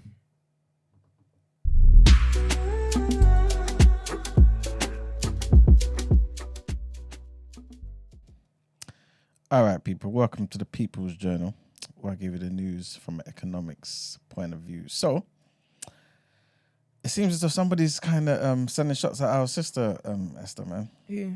Kemi Badenoch. Yeah, man. Kemi. Someone sending shots at her, man. And this is all to do with the whole Horizon compensation situation with the post office, right? So, long story short, what happened was Henry Staunton, so this is the gentleman who's basically in the mix of all of this, right? And he was sacked by Kemi Badenoch last month, right? And he basically had an interview with the Sunday Times, and he kind of suggested that let me get the words right. He suggested that the alleged request from a senior Whitehall civil servant was linked to concerns about the cost of the payouts, right? He also told the paper that Miss Badenoch told him, and this is in quotations now, someone's got to take the rap for the Horizon scandal, and that he discovered his sacking following a phone call from Sky News. Yeah, so she's not happy about this, and it seems like many people do nowadays. You take to social media. So she actually did a thread on social media, and I'll just read out a bit. So she said the Henry Staunton Sunday Times interview is a disgraceful misrepresentation of my conversation with him and the reasons for his dismissal. This was all explained to the journalist who chose to ignore the facts and run with his words, right? And then she presents the facts. It's the part of the thread part. So she's like, far from taking the rap, I dismissed Staunton due to very serious allegations about his conduct while chair of the post office. I forgot to mention that he was, pardon me, the chair of the post office, right? Including blocking an investigation into that conduct. My department is responsible for whistleblowers and I wouldn't ignore the allegations. So she acted, right? My call with Staunton was with officials. They took a complete record. Yeah, so this is not just him, her just talking to him and nobody knows about the thing, yeah? He has given an interview full of lies about our conversation during his dismissal. The details will emerge soon enough, as I won't let the matter rest here. But but we'll be discussing this with government lawyers. Henry Staunton had a lack of grip getting justice for postmasters, right? The serious concerns about his conduct were the reasons I asked him to step down. That he chose to run to the media with made-up anecdotes and a series of falsehoods confirms I made the right decision. It's important that the facts are not misrepresented on the basis of this interview, as the Labour Party, ever ready to jump on the bandwagon, is already doing. We will make a statement tomorrow telling the truth about what's been happening. Don't know many people sign NDAs in that place. Oh yeah. Yes, this is what happened, man. He tried to do something, and obviously he picked the wrong one. So obviously she's come out and defended herself as she deserves to do so and show that he's lying. But the next thing I wanted to talk about is energy bills. So I believe I mentioned this maybe like last week or so. And basically, a closely watched forecast by Cornwall Insights indicates apparently that energy bills between April and June are going to be dropping, right? So what they're saying is it's projected to fall by an average of 15%, which is equivalent to just shy of £300 a year. And this is because of a mild winter, right? Which meant high gas storage levels. So this is what they're saying. Hopefully, and you know what the thing is, yeah? Do you feel like we're going to get snow? You think that time's gone now? In February? Yeah. Oh, we're definitely done. When 13 degrees? No, but I thought was it last year or 2 years ago? We got snow in February, though. Yeah, but I think we're cold. We were colder, we're low, yeah. Yeah. Right now, the sun is shining. It's 14 degrees. Yeah, Everyone get your bikinis ready, man. Mm-hmm. But yeah, so basically, yeah, what this is basically saying, overall, it looks like this was a mild winter. And because of that, we're able to save some money. Well, at least that saving will be able to translate into, between the months of April and June, where they're saying it will drop for a typical user to £1,635 a year, £293 less than projected. Next thing I wanted to mention is, where is it? British Gas, man. So there's two things I wanted to mention about British Gas. You guys obviously have to do your due diligence and whatnot, but British Gas is launching a fixed rate energy deal, which is offering 12%, a 12% saving on the price cap, right? So this is a fixed rate gas and electricity deal, like I said, offering 12% savings over most of the existing price cap tariffs. So this is adding like a new choice to the energy market or whatever, right? Obviously, when they do these type of things, you still have to be mindful of the actual real life cost, to yourself. So, but yeah, so do your diligence. But just wanted to mention out there that British Gas are launching this particular thing. They've got a new price promise, I believe. I believe this is what it's actually called. New price promise May. Yeah, something like that. Anyway, and it's a 15-month fixed tariff with a 12% discount on the current price cap.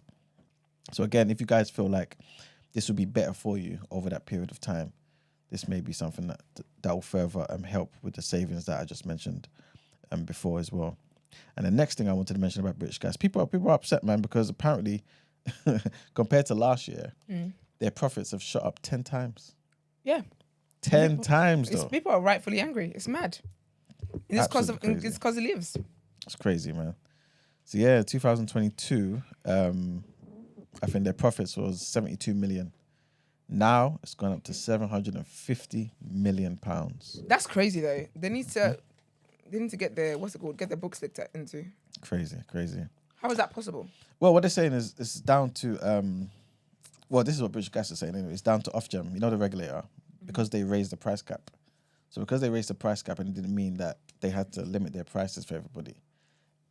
Everyone they're able to charge more, and this is why they're able to. Yeah, but that should be that much more. It should be unethical, though. Yes, this is why I say, man, governments allow these things, man. Governments allow these things, But yeah, that's basically what that situation is. I believe there's one last thing I wanted to mention. Conservative government has allowed these things. Every government allows Labour was it. suggesting that they were going to tax them, innit? Oh, what the windfall? Yeah, when this guy was in power, was at the helm. All of them are the same. They all do it in different ways, man. Labour will have those people that back them when they go into thingy. They'll just realise that how dire the situation is, and this is because of governments upon governments making bad decisions. 750 million, yeah. Crazy. Yep, in profits. And now last year it was just 72. Can you imagine? How are people not rioting? Absolutely crazy, man. Last thing I wanted to mention, trigger warning on this one. This is sad, man, but obviously just paints the reality for many parents out there. But apparently, according to a report, having a kid feels like financial suicide as more parents take on debt to pay for childcare. That's a loud statement. That's Say that again. deep. Yeah, financial Say suicide. it Say it again. Should reload it. People at the back. Having a child feels like financial suicide for parents. This is what the head of this particular charity said. So this charity is called Pregnant Then Screwed. Wow. It's a campaign What, group. pregnant and screwed? Wow. Pregnant Then Screwed.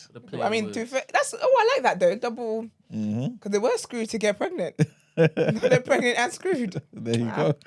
Clever. But yeah, man, they said that they did a survey, whatever, and they said that almost half of the parents of under 5-year-olds in England say that they've taken financial blows as the cost of childcare. They say it's like 20 grand, something stupid like that. It's crazy. To Man. take care of a kid until they're 18. More than that. 20 grand. Oh, that's no. No. That's a year of childcare. Do you know how bad that is? I'm telling you. That's bad. It's so funny because there was this conversation online. If someone basically said something like, people that don't want to have kids is so selfish. And someone replied like, yeah, like that's the point. I'm about myself. Why should anyway, I have a theory about some people that have kids anyway. Can you explain the selfishness thing? Yeah. So basically, because I don't understand. Neither do I. So they're trying to say that it's selfish of you. That they feel like saying you don't want to have kids because you want to be about yourself is a selfish thing. But it's like the kid doesn't exist, but I do. So of course, but if by definition of selfish, that's what you want to go with, that's not an insult. Because of course I want to take care of myself and I don't want to invest in a kid. But I think that some people with kids are going through it, but it's like misery loves company. They want other people to be as miserable as them. Because people love to give you a speech when you say you want to just live carefree. Like, oh no, you should have kids, I'm like, I hear you complain about your kids all the time though. It's not that great if I'm going to go by your reviews. But I think people like the idea of like, we're all suffering together and we're all in it together kind of thing. But yeah, calling people that don't have kids selfish is the funniest thing to me. Because what other issue am I going to be? Yeah, crazy. man. It's sad, man. I just wanted to mention one last thing. This basically, they were obviously speaking to the head of this campaign group, and she was basically saying, after this study was released, that we've got a cost of working crisis that disproportionately impacts mothers. She said that many parents who want to have more children cannot afford to do so, and also mentioned that being a parent is tough enough, but when having more children means sacrificing your income, procreation feels like financial suicide. Let me read that again, because I butchered that. She said that many parents who want to have more children cannot afford to do so, and also added that being a parent is tough enough, but when having more children means sacrificing your income, procreation feels like financial suicide. You know what I'm saying? If we aren't careful, becoming a parent will be a luxury item, and the economy can't afford to pay that price. I feel like it is a luxury though. I think having kids is a luxury. If you're responsible. Biologically, anyway. What do you mean? I think it's a luxury. Because certain people just have kids and... No, but I think having kids is to have kids. Like kids should be a luxury items. Excuse me for calling them items, but Yeah, I get you. They should be luxury items because it's not affordable, and it should be something again that you should only do if you have the means. And I don't mean just the means materially. I mean mentally and emotionally. Yeah. Have the means to do it. You can't just Anyway, I keep telling you so. If this was my land, you'd not be able to have kids the way you're just having kids, just popping them out whenever you can. Everyone have a padlock on their privates.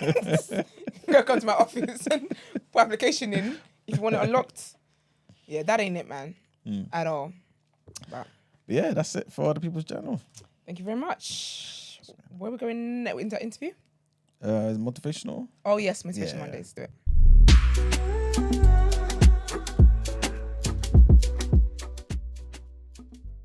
And everyone was like, no. Not yet. No worries. Okay. The voice is back. Her is back. Never underestimate the power of dreams and the influence of the human spirit. We are all the same in this notion. The potential for greatness lives within each and every one of us. Wilma Rudolph. I'm sure you all remember E-Man quoting this last week, but I know his delivery probably wouldn't match up to mine, despite him repeating it twice. Well, I guess that's what you get when you let a man do a woman's job, hey? Oh, sorry, I digress. The power of dreams. What is a dream? Let's take our favourite activist, E-Man Luther X. He had a dream to create a powerful platform for the people, by the people. And just like that, TDA was born. Alongside his dreams, he had a great driving force of friends and family who represent the influence of human spirit. So just imagine, if E-Man couldn't voice his polygamous and pro-black rhetoric, Esther without her occasional backtracking or loves Margs and his laid-back, borderline, winging-it approach, Gina's gangster love agenda, and Brenton's cheeky, messy, but overall golden boy persona, TDA wouldn't be the same, and that level of entertainment and education we've had would be non-existent. Reflecting back on the past year, we've had so many amazing guests who taught us how to love our bodies, how to care for our mind, and how to equip the future generation. We should be treasuring these moments we get and nurturing the tidbits we've gained. They say the potential for greatness lives within each of us, and so it's important to support each other, uplift your neighbour, and encourage those around you. Just as a man cannot live without dreams, he cannot live without hope. Dreams reflect the past, whilst hope summons the future. I want to encourage you all to take a note of your dreams, write them down, and start working towards them. Believe in yourself and aim to achieve at least one thing you have set out to achieve. All right. Thank you very much. Welcome back, girl. Did you add the music to that? No, it just came with the voice. It threw me off at first. It did. It was giving YouTube ad. It was. It really did throw me off. But I liked it. And it was nice, actually. She had asked for something more uplifting. And you thought, anyway. I didn't. It came with the bloody voice. Fair. Well, nice. That was lovely. Hope you guys feel motivated to start your week. But we have an interview, so let's get into it.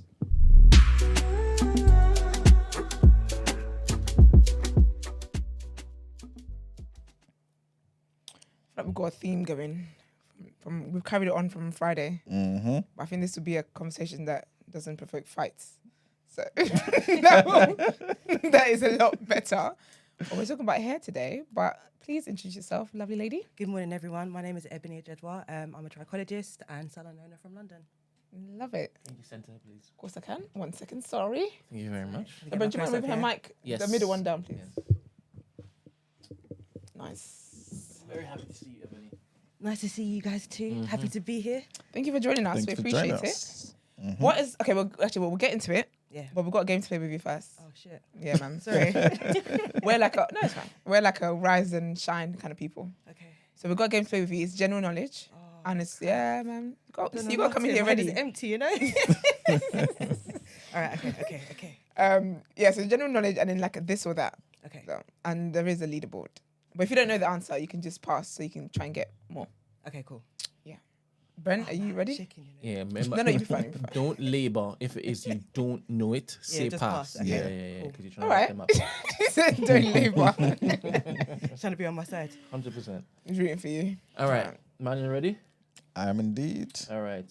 1 minute starts in 3, Yeah. 2, 1. Long hair, short hair. Long hair. Which British singer-songwriter released the album 19 in 2008? 19, Adele.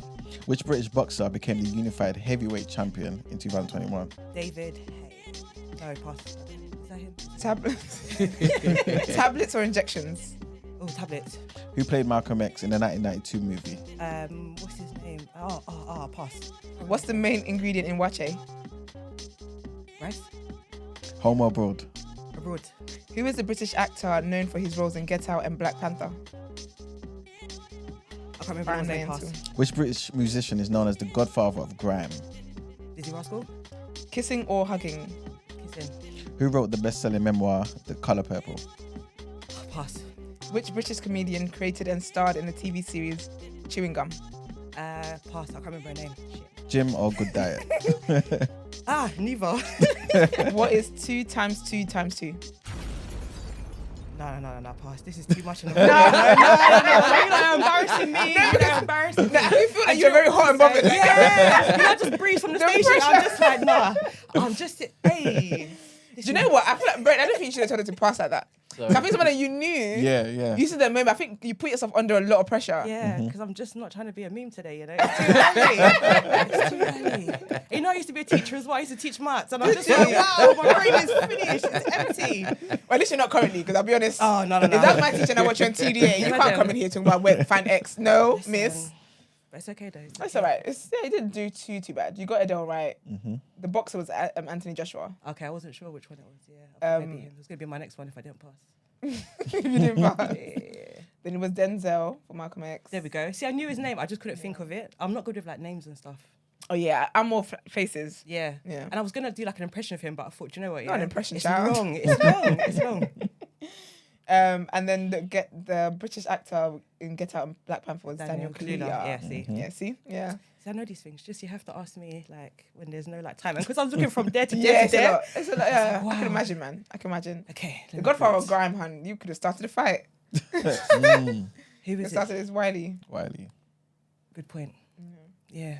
You didn't. I don't think you did too bad.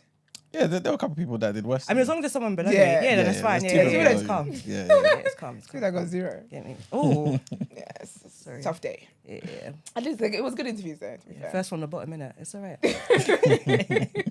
But how are you though? I'm good this morning. Thank Yeah? you. How are you guys? I've been Good, trying to like thank you. listen in, but then the underground was powering, so I only got to the halfway of the story of the TikTok thing. Oh, And I'm not watching dear 50 Risa. parts. Yeah. So I need to go and watch it back because I no, need it was your... good. Speed it up. It's very captivating. It evoked a lot of emotions for me. Okay. There's a time I even shouted at my. I was like, oh, when I found out he was a twin, I was like, no. Yeah. Okay. Cool. Honestly, that needs to be in something. I need her to make some kind. And I think because of her TikTok account, she can't monetize yet. I hope she can now because the views are out of this world. Right, she's So I on hope like she YouTube or can- something, innit? Yeah, she needs something, man. But big up her, man. Big up Risa. But yeah, what is it? Is it trichologist? Trichologist, Yes. yeah. What is a trichologist? So please? it means I'm a hair and scalp specialist. So people come and see me when they're having problems with their hair or their scalp, they're losing hair or just don't know what to do. Okay. So you're not like a hairdresser. I used to be a hairdresser. But I kind of do both. Okay. But a trichologist is separate. Okay. So you can be one without being the other.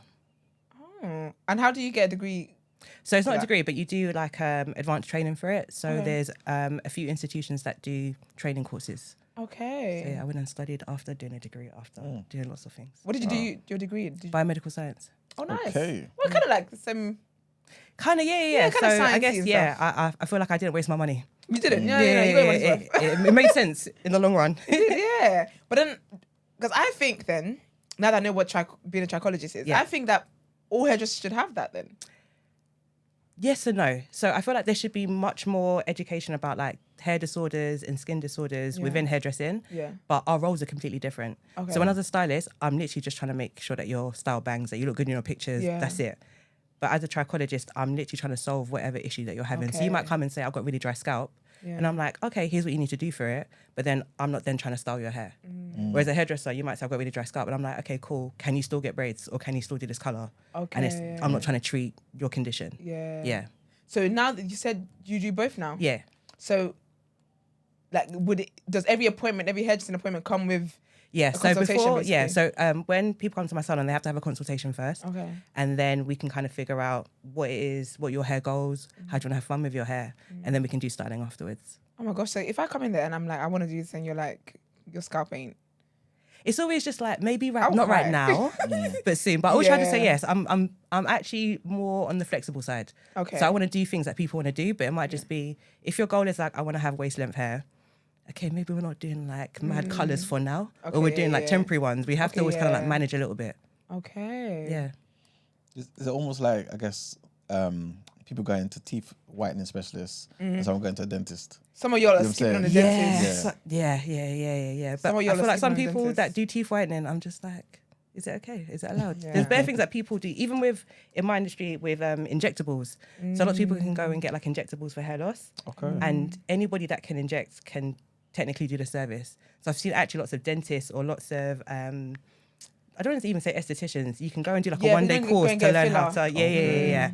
And I'm like, you don't even know what like condition this person has. So how can you provide a treatment for it? So bare That's people get dangerous scared. though. Is that regulated though? No, it's not. It makes me so annoyed that When you say it's not regulated, is that because it should be regulated, but it's not like they're not.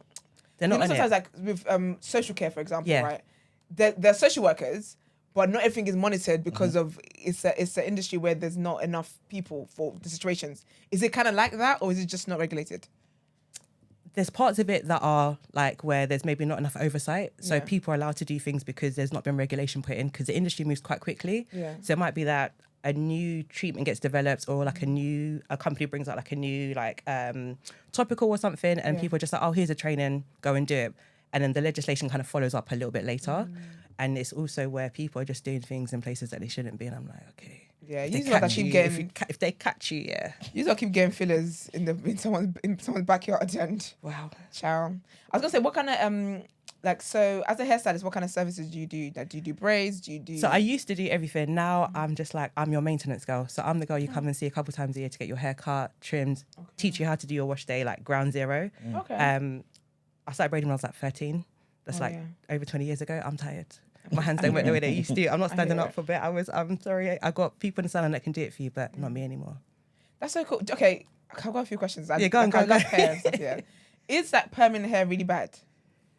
Because I'll be honest with you, listen, you see the tension between me and permanent hairs? Yeah. This guy is closing. So there's lots closing. of studies and research being done at the moment to find out the effects of relaxers and perms on the human body, especially for black women. And like there may be their possible link between like fibroids, because a lot of black women will have fibroids. And some of the ingredients can cause like, there's something called endocrine disruptors. So they're part of like the body where it kind of sends signals and can affect how your reproductive system or other system works. Oh. Gosh. At the moment, that research is still really, really early. So we're saying like black women have a high incidence of this and they also use lots of these products. So it's Is like, there is it linked? linked? Yeah, but we don't know if it's like the same just yet. My thing is that when we was relaxing, I don't know about you, but me, I was doing a madness. I was doing a full retouch every time. So from root to end was getting relaxed every time I did my hair. And that's not the method you should use. It should be your roots, isn't it? Just your roots. Yeah, because they used to just do my roots. But I used to be like, excuse me. Yeah, can you Can you do it to the end? And then even like the relaxer burning you, it shouldn't hurt. Okay. And so most of us have like burns, damage to our scalp, permanent damage. We used to get like, our scalp would be weeping, you'd have scabs. All of these things, when I sit back and think about it now, I'm like, this doesn't make sense. This is actually like a mad thing. But we're like, oh no, my hair's flat. Yeah, it's cool, that's it. yeah. The relax, when it starts burning, we're like 5 more minutes, 10 Yeah, more minutes. I even. confirm it, I confirm it. Oh, Yeah, man. yeah. It hasn't taken just yet. Down I'm like, bad. any other time, if something started to burn you, you'd be like, You would- this isn't good. You'd be off it, yeah. Yeah, So do you offer that service? I don't anymore. Anymore. No. I used to when I've worked in certain salons, but for me, I just can't do it. I did a relax on a white lady and I saw the colour change on her scalp and I was just like, I'm not doing this to What do you anyone mean? else ever again. She went red. The scalp. The whole scalp. The past red. I don't even know what colour they have for it anymore. I was just like, this is... Not a burnt orange. Bro. And because Oh my she was like gosh. she was like the manager's like regular, but I just had to apply it that day for her. And Yeah. Did you do it wrong, or was it just no? This is just normal. This is just normal. First, I was like, why am I relaxing? White people. I was like, why am I relaxing a white lady's That's what I was gonna ask you. But she was just like, oh, she has thicker hair, so there was just. Well, you know the white people they love a perm, they love a blow dry. Yeah, I was like, cool. I'm just doing my job. Yeah, she told me to put relaxer. I'm putting relaxer. 5-10 minutes goes. I'm like, nah, babe, your scalp. Even like, you know, it's coming down to like her forehead and stuff. Everywhere's just turning red. And I'm like, nah, I'm finished today, you know, like, I'm done, my insurance is gone. And they're like, no, it's fine, go and wash it off. I was like, I'm not doing it again. So yeah, I don't do it. I don't have a problem with people that do it. I just feel like if you're going to do it safely. Do it with a stylist who knows what they're doing. I don't feel like relaxers should be sold on the road for anybody to do because we don't read instructions. So I'm like, we're doing dangerous things. It's tricky, man. I'm in two minds. But if you want to do it, God, then. It's a lot, man. Because basically, the reason why I want to do it is because... You've had a natural hair life. Is it No, do you know what? Not necessarily. Okay. It's more in the style I want to do. So I go to the gym quite a bit. And I want to do sew-ins. Okay. But how will I do sew-ins if, like, that's my situation? Oh, what, with leave out? Yeah. I mean, tie down your scarf. You say that. And stuff. Yeah, but when I'm done sweating and such, you know. Texture releases, keratin treatments. I was going to ask about that. Are those, because people basically saying that's basically permanent. Again, it's always in whose hands. Okay. So do you do that? I don't do those either. I don't do any chemical preservatives. But I've got help me. I've got stylists at the salon who do them. I just don't do them. Yeah. So depending on which one you get, it usually is like a smoothing treatment that will straighten your hair for like a certain amount of time. Okay. Or help it to be smoother when you use heat. Okay. They're not supposed to be fully permanent. Some of them are semi-permanent. Again, if you get it done and they're putting bare heat on your hair, you might just have heat damage as well. Or they're not doing the process properly. Most of the problems come from people just not reading. Not doing properly. Or following instructions. Okay. Yeah. Can you revive heat damage? No. So it's done. You just cut the hair off. You don't have to cut it off, but it's not going to curl the same way. It's like you've broken the chemical structure. So it's just going to be a lot limper. So you can do things that may temporarily hold it together a bit. Yeah. But it's just like putting sellotape around it where it's just like eventually that thing's going to fall apart. I hear you. Yeah. What do you think the biggest misconception about hair is? So when you did your studying, was it just, obviously you would have studied European hair as well? Yeah. So, okay. And there's mostly European hair, and I had to be like, how does this apply to Afro hair? That's what I was going to ask, And it was jokes because I felt like everything that I knew up until that point about like black hair or Afro hair, I was like, just don't make sense compared to like what they're teaching me now. I was like, oh, we're really, really dumb. We actually do stupid things. Can you give us examples, please? Like washing our hair or being like products are like different for Afro hair, or like even that our hair is like really strong and can like take all of these things that we do to it. I was just like, no, we really muck around with our hair. Like the products, so there's no differences in products? Because sometimes I use a Tresemme to wash my hair. Yeah, cool. And my hair is clean. You know what I mean? It's clean. It's so fine, that's what I have available at this moment. My thing is I try to use black-owned products wherever I can, but they don't need to be formulated for Afro hair in more times. It's like, what do you want to do with your hair? So if I'm trying to slick my hair down, I might not use like a hairspray that I would use on somebody else. Okay. But I would use like a gel or gummy or wax, something that's harder. But you can find those products across the board. It's just that maybe we need more moisture. So our products are going to be slightly heavier, but not even heavy to the extent that we do. Afro hair products are a myth. What's like milk and custard and all these foolish names for things? I used to love an egg mayonnaise, mixing the egg in there. I'm not gonna lie, there's been parts too, but after I've been traumatized, there's so many times I used to do mobile hairstyling, and I go to people's houses to like, I'll start doing the hair, but I'll leave in your conditioner, I'll rinse it out for you. Yeah. Why am I putting hot water and they scramble? Sticky. Yeah. I'm like, bruv, why? Do you know what I did one time? Go on. I put avocado in my hair. Yeah. I couldn't believe what I was dealing with. It dried out my hair so much. How long did you leave it in for? I don't know, but I overdo it. I'm just like, how do you like go from being like, okay, I'm cutting avocado, taking it out, so I don't eat avocado. I don't like avocado. Yeah? I don't eat it in my normal life. But I thought it was good enough. I don't eat it, but it's good enough for my hair. It's good for your hair, yeah. And then, you know, like when they say do something for 10 minutes, I always feel like I know better than you. Yeah, you have to do it for half an hour. I'm going to do it for half an hour. Because I sleep my conditioner sometimes. Like, I feel like I know more than this. And I'm like, that's just a suggestion. Yeah. I will tell you how long I'm going to do it. My hair was so dry. I had to rewash my hair. I had to do it all again. I had to rewash my hair and then actually like condition it properly. It was a whole thing. I said this whole food in your hair thing. That's why I haven't tried the rice water. I'm not doing it.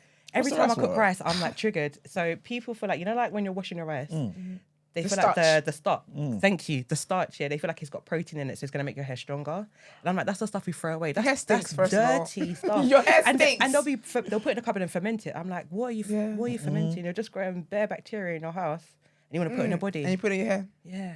And like your hair doesn't have a digestive system, so all these big fat proteins you're putting on, it's just chilling. Just chilling. I'm like, please. You said you don't even eat avocado, so what difference? I don't know. I just heard it was good, so I said, okay, it's good. I'm gonna throw it in there. I'm like, I can do it. But all the minerals and vitamins, I guess, that you get from these foods, Yeah. I'm assuming it's the argument, that you get it direct from the source. Yeah. And then I guess all the other crap that you don't need, you just wash it out after a certain time. Is that really false? Is it really a crazy idea? So it would make sense if you thought about like how. So, for example, say like the avocado or whatever, it's really, really, really, really big particle sizes. It's not able to penetrate the hair strand. Okay. So what it is that most of the foods that we tend to be told to put on our hair are very like oily, greasy, very fatty. So they feel really smooth. So you put mayonnaise on, you put egg on, and it feels like, my hair is soft. It's feeling shiny, but it hasn't gone inside. It's just there on top. Do you know what I mean? So it's like saying if I smother my face with all this stuff, it's gonna just penetrate my skin instead of eating. It's like, you might as well So just have is there any salad. foods that can penetrate the hair strands? Or should we just avoid food in our hair? Please Yeah. don't do it. Don't do it. Yeah, It's a bit please easier don't make option. just eat it. It's so much better for you than Yeah. wasting money. And then I'm like, someone created a conditioner that's going to do all that thing in 3 minutes, and you're like, no, I need to go and mix everything from the salad aisle for 4 hours. Wrap it. Because you know the thinking is that like this is probably processed. Yeah, I'm gonna get the organic way. I'm gonna get fresh avocado, fresh egg, fresh you. this, fresh that. yeah, it doesn't. Yeah. It doesn't work like that. And plus, you have to grow the hair, so your body's taking all those nutrients that you've eaten, putting them together, and then being like, here's your hair strand. So there's limited amounts. We can make the hair look and feel good. Yeah. But you have to grow a healthy strand first from the inside out. Yeah. And people always forget that. They're like, what product can I use? I'm like, babes, have you slept? What food are you eating? What have you even eaten? What kind of foods are good for hair growth though? Foods that are good for your body. And it just passes. Oh yeah, because it's like your nails, all that kind of stuff Yeah. as well. Your skin. Yeah. That's so interesting. So where the hell are we? What These the hell Chinese indeed? whispers. How on earth has it passed on? I don't know. All of us get sucked in. generations. All of us get sucked in. But then all the I guess the chemicals that you're buying out there in the shops here, the lotions, the moisturizer, whatever. Yeah. Do they not do anything internally? But you say chemicals, like everything else isn't a chemical too. And I think that's where some of it comes from, where it feels like it's one or the other. Yes. So everything is a chemical. I feel like synthetic or organic can be different. But like you said, you feel like you're getting like the fresh, pure, like... But I'm saying then, I know what the active ingredient is. So it might be that egg is good, but I know that it's this part of the egg is good. Oh, and so I've that's what's in the extracted it product. Yes. and I've put that in the product. Yeah. And I've made it so it's more active, whereas Exactly. your body's just there doing like, okay, I'm doing all this extra hard work for you, do you know what I mean? And I'm just just like, again. I've done it already. I can just give it to you straight. Yeah. So I think sometimes, and a lot of brands now will push that clean or natural narrative. And I'm like, natural doesn't mean anything. I can give Oh you my gosh, bleach what do you and mean? label it natural. It doesn't mean anything. It's not regulated. Is this maybe the problem, not to sound some type of way, but where I guess people who are not Be careful. who are not learned, Nah, leave right? him. You don't actually study. No, I don't even think it's a learning thing. I think it's very intentional. Oh, So is it? brands, you think Okay. it's like a brands marketing? do it on purpose. Absolutely. They do it to make sure that they know who they're targeting. So I always try to give like the cough syrup example where if you go into like a pharmacy and you're like, you got a cough, they'll ask you, is it a dry cough? Is it a chesty cough? And it's all the same cough syrup, but you're looking for a specific one. So you might hear, effing's toxic, they're using pesticides in our foods, whatever. Let me go get something that's maybe not going to be as harmful for me. Yeah. And there's one brand they're doing, we're natural, we're clean, we're organic, salt of the pesticide earth. free. Yeah. Pesticide free, blah, blah, blah. But even that I can regulate. I can say that it hasn't been grown with pesticides. Yeah. But if I just slap on natural, everyone's like, oh yeah, this is good for me. It's a buzzword that actually, with the brain, it actually means It makes you, something. When I say natural, organic, I'm like, oh, this is good stuff. But organic is regulated. Clean is another one that doesn't mean anything. Vegan is regulated. So some of them have like little quiet marks where you can check and there's a register for them. So it's like, if I say my product's organic, it has to be that all the ingredients I use are from a particular place that didn't have any of these things growing with them. I can check it. People are making sure I'm paying my money to make sure that I can put this on my product. Someone will come and be like, yeah, chemical free. Huh? So your bottle's empty then? What do you mean? Yeah. We've been getting got. Yeah. And then brands will like, so especially with black hair, say like something's trending. So say like today we was talking and we're like, yeah, nah, egg is the thing. We need to go get egg. The brands will be listening and be like, yeah, they said egg, yeah? Black women said egg. Cool. Now all the products you'll start seeing will have egg everywhere. Gosh. So yeah, it's a bit of a trap. You have to be able to A kind bit. of like, yeah. My mind is blown right now. A bit. Yeah. So crazy. you've got a few hot takes, but I'm not looking to basically get you to just openly say it, right? But let me ask Why questions do you around phrase it. me like that? Beard oils, go. Beard oils. No, you throwing buzzwords at her. Oils Then discuss. yeah. Oils in general, I feel like are misused in the Afro hair community How could we misuse oils? because a lot of them are labeled hair growth products and they don't grow your hair. God damn it.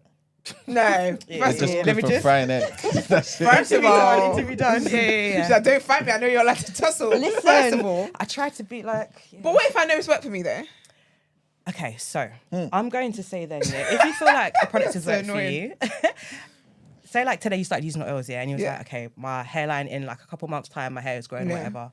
I would say a couple of things have happened. One, you've probably improved your regime, where you might have been doing things you weren't been doing before. Number two, placebo effect, where you feel like you're doing you something. think you've done so, here you are. Yeah. And then number three, you probably maybe had temporary shedding, where your body's just like, okay, I'm done with shedding your hair now. I'm good, I can start growing again. Wow. It wasn't the oil. Silence is definitely. But then Go on. this may sound like a silly That's cool, thing go to on. say, but then is it maybe the catalyst you needed? And that's fine. What the motivation you That's need. fine. Yeah, absolutely. My issue comes in where there's people with severe hair loss issues whose follicles are on a countdown. Excuse me. And I'm not even trying to be rude, no, because you're not laughing. Yeah. No, But but I'm we're like, very but we unserious have room, limited so it's all time. right. Yeah, we have limited time. And I'm like, we There's a spent countdown. 3, 6, 9 months chasing all of these products because they've told you, oh, this is That going to is grow your going hair to- back. It's the solution you need. Yeah, I saw one stupid advert, yeah. They said this girl's hair grew in like... Anyway, let me not be too specific. I saw that they said that this girl's hair grew and all they've done is pack it from out to back. Stop it. I was like, Okay, are you not... BFFR. Are you not... But someone who's desperate Oh, will see them. it Oh my gosh, and yes. be like, oh, their hair grew. Oh, that's sad actually. And it takes the piss because I'm like, they could actually get real help. Yeah. And I see, so lots of the girls that come in are like early 20s. So I'm like, good, we call you right at the beginning. Yeah. But then they'll bring their mums in and I'm like, auntie's been suffering for 20 years, getting styles done. And they place a lot of blame on themselves. They feel like, oh, it's something me. that- I've been relaxing my hair. yeah. I've been wearing wigs for 20 years. I've been doing all my edges, it's my fault. And I'm like, you're sick. If you had a blood test, you would have seen that you've got iron deficiency. Wow. Or you've got a condition where your immune system's attacking your hair. Yeah. They're like, no, but I've been putting this on, I've been trying. I'm like, I'm sorry, that wasn't going to do anything for you. It's actually making the condition worse. Okay, we've got a question because we need to be Go on. it's a lot. Starcrow says they do help retain hair though, no? I'm guessing the about the oils. oils. No. What are you telling me? Is it maybe What just are we doing here? So to retain length, you have to keep the ends of your hair kind of like, it's keeping it healthy or fresh, yeah? So all of your hair is dead. As soon as you can see it, it's dead hair. Wasn't like right now what I'm seeing is dead hair. All of it's dead. As soon as you can see your hair, it's dead. So but then wait. So healthy hair is kind of like an oxymoron, like it doesn't really exist. Oh, so what? So heat damage is that extra dead then? It's just we destroyed the structure of it. Okay, yeah, okay. Yeah? Okay. Sorry. Speak to me like I'm an idiot. The hair that you see is dead. Yeah, so as soon as like there's a process called keratinization, so it's alive under the skin, but as it grows through the layers of skin, it loses water and it loses shape, so it comes like kind of, so it's actually dead. So this is just a reflection. This is just a timeline of how my body was at certain points. So the closer it is to my scalp, So go on. black women are putting dead hair on their heads. Yeah, but we've been doing Not that. just That's black not women, you. mind that, yourself, yeah. It's Sorry, everybody. it's It's because I'm everybody. surrounded by beautiful queens right now. Shut up. Shut up. Wait. First of all, that's not Eureka moment. We know. Obviously, because it's chopped off. We know. Obviously, because it's chopped off. Because I'm being stupid in my head, right? So everything you see on my head is dead Yeah, because I can see it, yeah. right? Yeah. And then obviously the stuff under my scalp is the thing that's alive. Yeah. And then you feed it. Ish, yeah. As your body grows, it's like a secondary process. Your body will just develop hairs. And yeah, it's alive up until a point where it loses all its water, all its structure changes, and it's basically just dead hair. So the stuff for the The roots source, are alive, yeah. that's alive. Yeah. That's what we're trying to feed and make sure and stuff. So this we're just maintaining. So this hair at my root is like my newest hair. So this is telling me the most about like maybe 3-ish months ago. This is telling me about a couple of years ago. So it might have been here, I was iron deficient, so my hair gets a little bit thin, or it's a bit drier, or I was ill then, so my hair didn't grow as well, or I was really healthy then, and like it had a big boost. Wow. It just tells you how you're doing. It's not like a tree analogy, is it? Kind of, a little bit like, yeah, like the rings. Because yeah. you have flower and fruit on trees and stuff. Okay, now you've lost me. That's what I'm saying. I can't use that as a comparison. Okay. I can't use the tree because the roots, I could tell that they're alive, obviously. Yeah. But when it is they're sprouting out. Like Okay, actually, with the tree analogy, it might be then that if you planted that tree or that plant in shade, it wouldn't grow to its full potential. So it's like, are you not giving your hair, your body enough nutrients to kind of like grow to like the level it could do? You have a penchant for pain. You got tattoos on your neck. Yeah. That's the sensitive part. Okay. I've got one on my neck as well. I've got a few. All right, then. Yeah. All right, so beard oils, all bollocks. I don't want to say bollocks because it's not growing your beard. Because you know sometimes some things. I feel like if you like it, enjoy it, yeah? I'm not here to spoil anyone's day. Yeah. But if you're like, oh, I'm going to go from having just a mustache and a goatee to a full beard because I put oil. You're not going to. You're not going to. Yeah. So is it more so, again, this might not be a good analogy. No, always ask. It's But cool. is it kind of like, you know how people say, oh, maybe we're working class, we're within a certain tax bracket, but really what tends to happen is as you get older, you just earn more. Yeah. Typically. Is it just a case of as you get older, your beard just starts to grow? So really it's just kind a of normal process. Yeah. It might just be things like that as well. Yeah. Is it also, I guess... And then I feel like when you're using oils and stuff, so how comes it's like, it's just concentrated here? Like, do you feel like when you use it, like your arm hair starts growing, like your eyebrows start growing, toe hair starts growing? I'm just like, how do you just decide it's only here? Yeah. Nostril hair don't start coming like thick as well. It's, yeah. But I guess you're only applying it there though. You know what I mean? So it's like... fair enough. That's the part that I want to stimulate. Yeah. That's cool. It's not working. Well, that's interesting. Do you think, another question, I think maybe just to tie on to the other question as well. Yeah. Is it maybe giving people the impression that it's actually helping with maintenance, and because obviously it looks good, but also because if I wasn't putting oil, I wouldn't be putting anything. And that's fine. And so if you want to use it because you just enjoy the feeling of it, or you like how it makes it like look, cool, that's fine. But I just want to be very clear that it's not growing. Yeah. And even with like the way we use oils, we overuse them. So I'm like, if you're going to use an oil, you only need like a drop in your hands and just like to kind of cover. It's like a coating. Yeah. It's not meant to be like the main thing you use to like grease or moisturize or anything. It's literally just like a lubricant. That's an interesting question. Before I ask Gina's question, how do you moisturize your hair then? So I try to tell people that your hair is kind of probably the most moisturized just after you've washed the conditioner, and we're trying to like maintain that level of feeling. So it could be like use a leave-in. Depending on what style you do, you might use like gels and stuff instead. It really depends on how you want to wear your hair. But like, I know that when I first went natural, LOC method, so liquid oil cream was like really popular. Yeah, it doesn't have to be that like, the oil and the cream can go. You can just use like a leave-in. It doesn't have to be 3 steps or... When you've washed your hair, when it's dry, I tell people to do the swipe test. If you touch your hair and there's like grease on your hands, you've used too much product. It's so funny because that's what I'm looking for. I'm looking for the grease in my hair. But also, my hair be dry sometimes. But so it could be dry because you've put so much product on it, so it can't even like get through or anything. So you know, like when you moisturize your skin, you don't want to be like an hour later going out through your day and being like, I just bare Vaseline or whatever on top. Same with your hair. Blow my mind. All right, we'll come back to that. Gina says, what do you think about is that PRP? PRP treatments and hair transplants. Cool. So PRP treatments is platelet-rich plasma. And so it's like, I think it's similar to like the vampire facial where they take a vial of like your blood and they spin it to try and get like the different components of it. And they feel like if they have the growth factors, I think it's that, or the clone agents, they can inject it into areas in your scalp or anywhere actually and feel like it would try and like heal or regenerate that area. I feel like the jury's still out on it. I know lots of practitioners that use it, and it's more that from the research that I've seen, clients would be like, my hair feels really good. I feel like there's lots of like growth in that area, but it might be like statistically, it's not a significant difference. So I'm always like, if you have extra funds and you're able to pay for it, then cool. But if you feel like this is like it's not, I wouldn't say it's like a frontline treatment. It's not like the first level we would try. Okay. It's usually like an adjunct to something else. So we might do other stimulating treatments or try other things and then be like, let's add this on as well. But it does work. It varies. As in, so basically, it could take, it could not take. It depends on the individual. And I feel like it depends on the individual, especially like if your health as well. So if you've got like other health conditions or your health is not in the best way,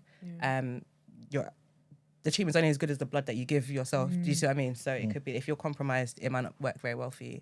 And hair transplants, I feel like they can be a great thing for people who are have kind of gone through the process of trying other treatments and they're not able to kind of like grow any hair themselves. I would say, where possible, do not travel for hair transplants. You want to stay That's a local. Because what may look like a successful hair transplant to someone looks really, really bad. I'll say, listen, they've got regulations in certain countries, so you might want to stay where... Yeah, and usually you have to have like a couple, so it won't just be like one and done. Oh, really? And then when so the way a transplant works is that they take hair from like a donor area and transplant it usually to like the forehead, like the hairline. But that hair that they take, you lose that hair. Forever? Yeah, it's gone. It doesn't go back? No, because they've taken the whole unit. So they've taken the whole thing to transplant somewhere else. And so some clinics will be like, oh, I can transplant maybe like, I don't know, 2,000 or 5,000 hairs or whatever, and just give you like a random number. And people feel like, oh, the higher the number is, the better. But I'm like, they're literally stealing it from the back, to put it there. And it might be that they're not doing it correctly. So you might lose some of those hairs. And then how are they like, there's different methods to it. So you can get like a strip where they take like an incision and take a whole line, or there's units where they take just like individual hairs. Yeah. I've even seen examples of transplants where they've taken donor hair from other places. So they've taken like body hair, they've taken eyebrow hair, beard hair. Huh? Like from the bum. Body. I haven't seen that one that far yet, but I mean, I wouldn't be surprised because some people out here doing a mad thing. And with Afro hair, it's a lot harder as well because our hair follicle doesn't go straight down, it curves. And so if you're not a skilled surgeon, you're more likely to lose a lot of the hairs because you can't extract it properly. So roughly how many hairs in a line? Because in my mind, because when you're saying the thing how long is back, a piece of string? I don't know what you're saying. Because when I think about taking from the back, in my mind, it means like, so my hairline is fuller, but then my hair, the back is like higher. No. Is they take it from the middle. visible? No, they take it from the middle. So just under, like where the hook of your head is, and you take it from there. And so if they take like a strip, it's usually like maybe like a centimetre, 2 centimetres, just like along across, so you have like a scar. So it would have been, and they just sew it. Then. Yeah, no. It's like a fold of skin. So you can.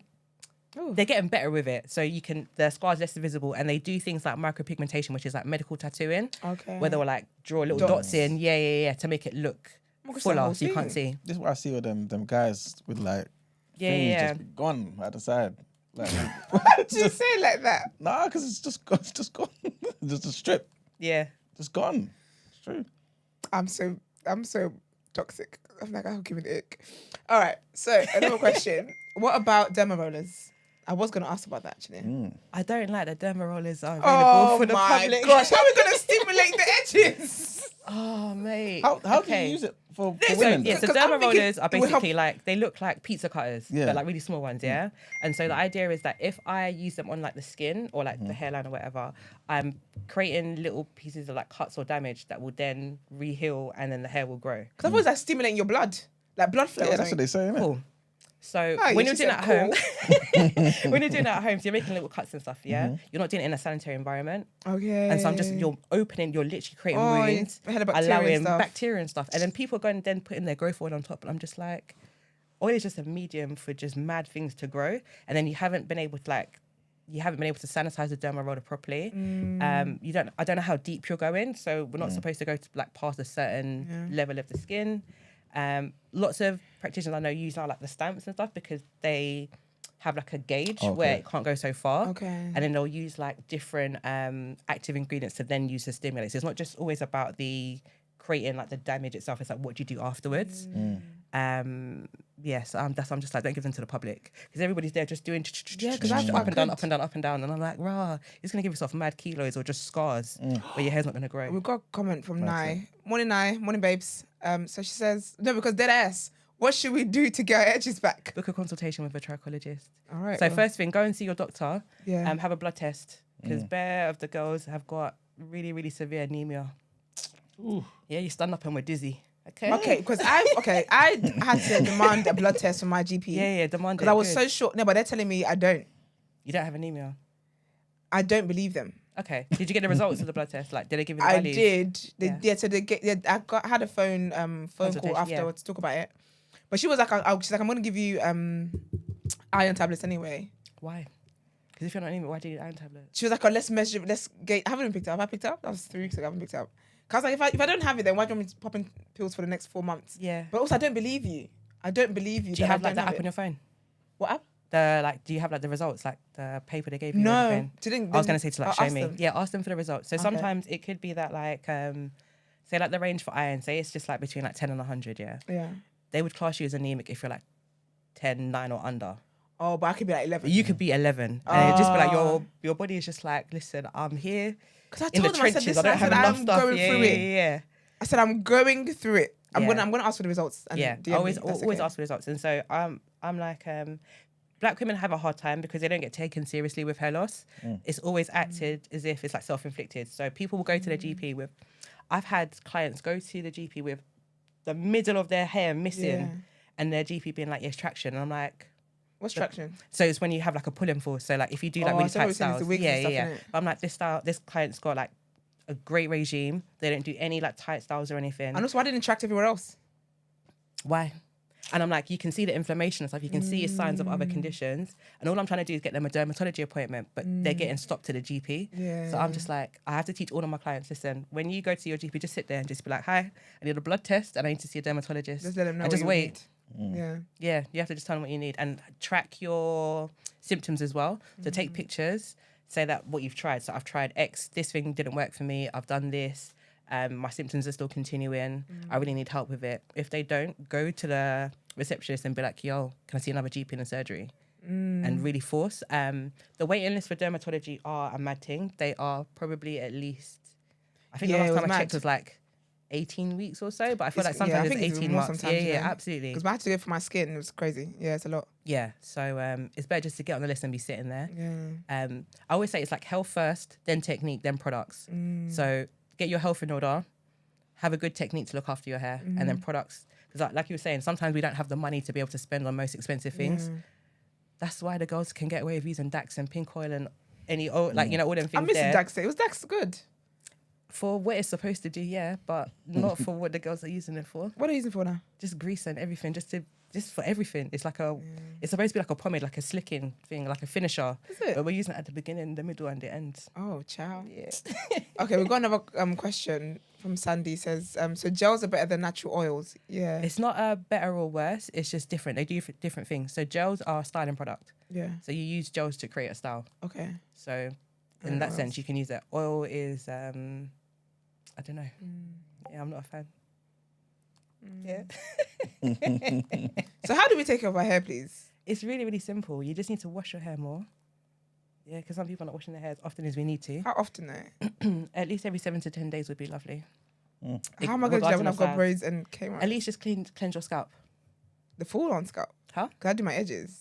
Cool. The scalp though. Because your scalp is with you every day, yeah? So if I said to you, I'm not washing my neck back, you'd be like, why? Kind of like when the certain people said they weren't washing their legs. Exactly that. That's what I said. Yeah. Like during the pandemic, I was like, guys, we need to be quiet because we can't talk. We can't throw stones in glass houses. Oh my! So you must be irritated and annoyed at people that say they don't wash their hair for 6 months and their hair grew. What is your take on that? I try to stay away from the internet because I get triggered every day. Then what is your thought on that, please? It's not sensible.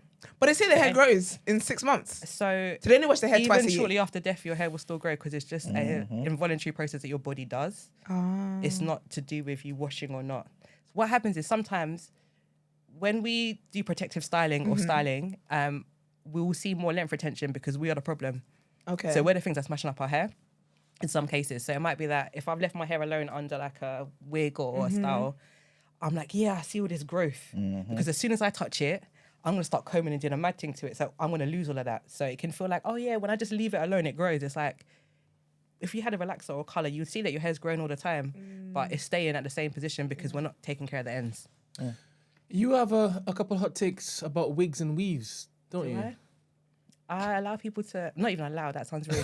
I don't care what people do with their hair. To your heart. She said that. No, when I said no, my things, I want to give my clients freedom. Yeah. So, like you said, when you come in, Yeah. I want you to tell me what style you really want to wear with your hair. Yeah. And it's my job to find a way to allow Let's you to do it do in a that. healthy manner. Yeah. So that's what I mean by allow. It's like, how can we get you to the stage where you can do it without it causing But issues? what's the Okay, best wait. practice? Yeah. Because don't they where we used to protect the hair? There's no such thing as a protective style. Talk to me. Oh. Talk to me. Shut up. Talk to me. The both of you be quiet. May God bless you. Wait, Let's talk about it. God's gonna bless me anyway, but I don't know if I want it Amen. because of him. No, wait. I don't know. You know what happened. But wait, sorry. And then you're the professional. It's okay. But go let on. me hear these Yeah, two, yeah, Ed go and on. Eddie. Let me hear why. Why is it not protective style? Because you guys have got your fucking degree. I don't know why, but I know the Why- professional does. No, you don't. You don't know. Why professional said were that. you happy that I said that though? Oh, thank Because you. we only hear what Yeah. tends to be the case. That it's a protective style, it's a protective style. Okay. And then even the other day on Friday when Christy said yeah. it, she was like, I think that's a cop out. Okay. And it seems though people thought she was just chatting crap. Yeah, but So why to do hear you not think- professional say it, Yeah, but you were very happy to hear that. Why were you happy to hear that? What thoughts do you... Brent, you're in this too. Let me quiet now. I want to know what thoughts you guys have that makes you think it's not protective style. Then we go to professional and hear it's the not- professional opinion of why it's not protective Yeah. style. it's not me thinking. I'm it's professional not facts. I'm not gonna be Oh, opinion. thank God. No. You can't thank God because you don't know what fact is. Don't you dare. Don't you dare tell Sorry, me I'm just I'm troublemaking. Don't listen. It's not a case of me thinking it is or it isn't. Yeah. It's just me wanting to hear the other side. Okay. I always present the other side when we're talking Yeah. about certain things. So to hear that the other side is coming from professional, who's not talking opinion, but Yeah. fact, Yeah. it's beautiful. Yeah, but you guys haven't still not told me why, in your opinion, though, Do unprofessional. you know what? Yeah, there's a thing It's where not like that. if men agree with you, you're in the wrong, you know. And I'm just like, raw. Okay. And I hate that they're doing this to you. I hate you. So I'm standing up for you. Yeah, I'm just I need like, to know no. what is you guys' thoughts? Why do you guys think it's not protective style? Brent, I'm tagging you in. I didn't. Mama, You made noise. You've impressed the horn. Ignorant to all of this here conversation, right? I normally just thought you said default moving. to what black women say. I'm a panderer. I'm a panderer. So I'm a simp. I'm a piece. I'm a simp. As Kevin Thompson keeps on telling you, I just go along with whatever you're saying. I'm done I with want you. peace. I So want when to it be is, saying I you. now hear a different. I'm like, whoa, this is rocking my world. Please tell me more. I'm Do you know just what? interested in So knowledge. funny. Just interested in I'm knowledge. Sometimes not I'm here listening- for the I'm not chaos, listening you to both of you. This is me and Ebony in this room, and that's So it now. the reason I say like this, Please. yeah, let me turn to you, my darling. Thank yeah? you very much, my sister. The reason I say there's no such thing as a protective style Yeah. because it's like, what are you actually protecting your hair from? Okay. So I feel like saying things are a protective style. Can I answer as we go along? Yeah, sure. Because I wear wigs and stuff. So Yeah. my thing is the harsh weather. Okay, and that's fine. Okay. So it might be for you that leaving my hair out in this weather, because Yeah. the UK is very oppressive, Yeah. is not conducive to me having the hair that I want. Yeah. Fair enough. Okay, yeah. But I'm just like, when you get trapped in that, or every style that you do becomes a protective style, that's why I'm like, it's an issue, because not every style is protective. So you, when you wear your wig, you might do it where you have like a wig band, Yeah. your cameras are done really nicely underneath, you're taking care of your scalp while you've got it on. Yeah. That can be protective for you. Okay. But to just say you slapped on a wig and it's protective doesn't make sense. Okay, so you have to do the work for it to be a protective style. Yeah, because if I put a wig on and I'm gluing it every day, Child, or yeah. when Auntie did the wig cameras, yeah, very tight. my head It's facelift. facelift, Yeah. yeah. Or even she blow dried, the whole place was full of smoke and everything. She put too much grease on my scalp. The thing is 2 sizes too small. There's 10 bundles on top that's already weighing my neck down. What part of that is protective? Okay. Yeah, so it's not just. I think we're too indiscriminate with how we label a style protective. So people be like, "What's the best protective style?" I'm like, "What issues do you face?" So yours is the weather. Yeah. Mine could be, I don't know, I swim. So it could be Yeah. that I need to protect my hair from like the chlorine in the water, Yeah. or my hair's coloured. But I'm like, you can have so much more freedom and do more things with your hair if you weren't trying to just be like, I have to protect it, otherwise I can't do nothing. So then you can kind of say, so it kind of applies to braids as well, because if you've got braids Everything, in, yeah, are you yeah. guys hearing that? Yeah, every style. Because any energy listening. no, I'm taking notes. because it's a Monday morning, I bet you are. Because my thing is, yeah, respectfully, black men, Yeah. the issue is always with weaves and wigs. Yeah, braids are the biggest culprit, probably. This is it. Yeah, But they yeah. won't hear that one. Are you guys hearing this? Listen, when I was in That secondary braids as school, well? yeah, we used to Shut get. I used to have braids from September to Summer, spring. like Spring, Christmas, summer. yeah, spring, summer, charades. Listen. joggers. I love a girl that gets it. Love Mate, it. listen, like, all I do is talk That's in so memes. So interesting. yeah, it's like it's from the prep. So Yeah. if your wash day is a mad thing, protective wear. What are you Mm. protecting? How did this find its way into the black conversation, though, on consciousness? What? What This protective whole- style and stuff? Yeah, that this is what. I don't know. I think sometimes oppression, you know. So I feel like where obviously we're not in our home environments and stuff. Yeah. We can't, for black women, I know it's always been, our self-expression has been dampened. So we're not able to do all the styles that we want to. You know, there's been rules in like American stuff where you're not allowed to have your hair uncovered or things like that. So we've had to find ways to maintain our hair and try and enjoy it in ways that maybe aren't conducive to us. Yeah.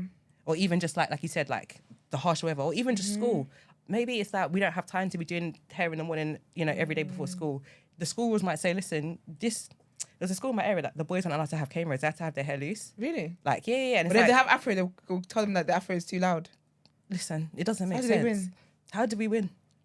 So we're just trying to navigate the way that we can. And sometimes things get misconstrued, or we start to take things that were maybe opinion or tradition as fact, and it just gets passed down. That's a point, because I could wash my hair every 7 to 10 days if I lived in Nigeria. Yeah, you could also do it here.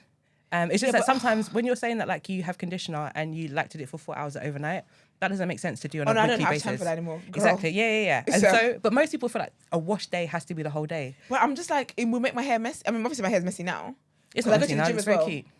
But that's, thank you. It's all right. What a babe. You see, these two eggs would never said that. But these even agree with me. Raw haters, you know. Haters. You don't know what I deal with. It's hard. It's hard. And you come across disingenuous, innit? Oh, when I follow up so quickly after you've said it, it loses its weight. I'll wait a while and then I'll say it again. Okay. Don't want my way out. But like, yes, I feel like that's what I think sometimes, because I like my hair very neat.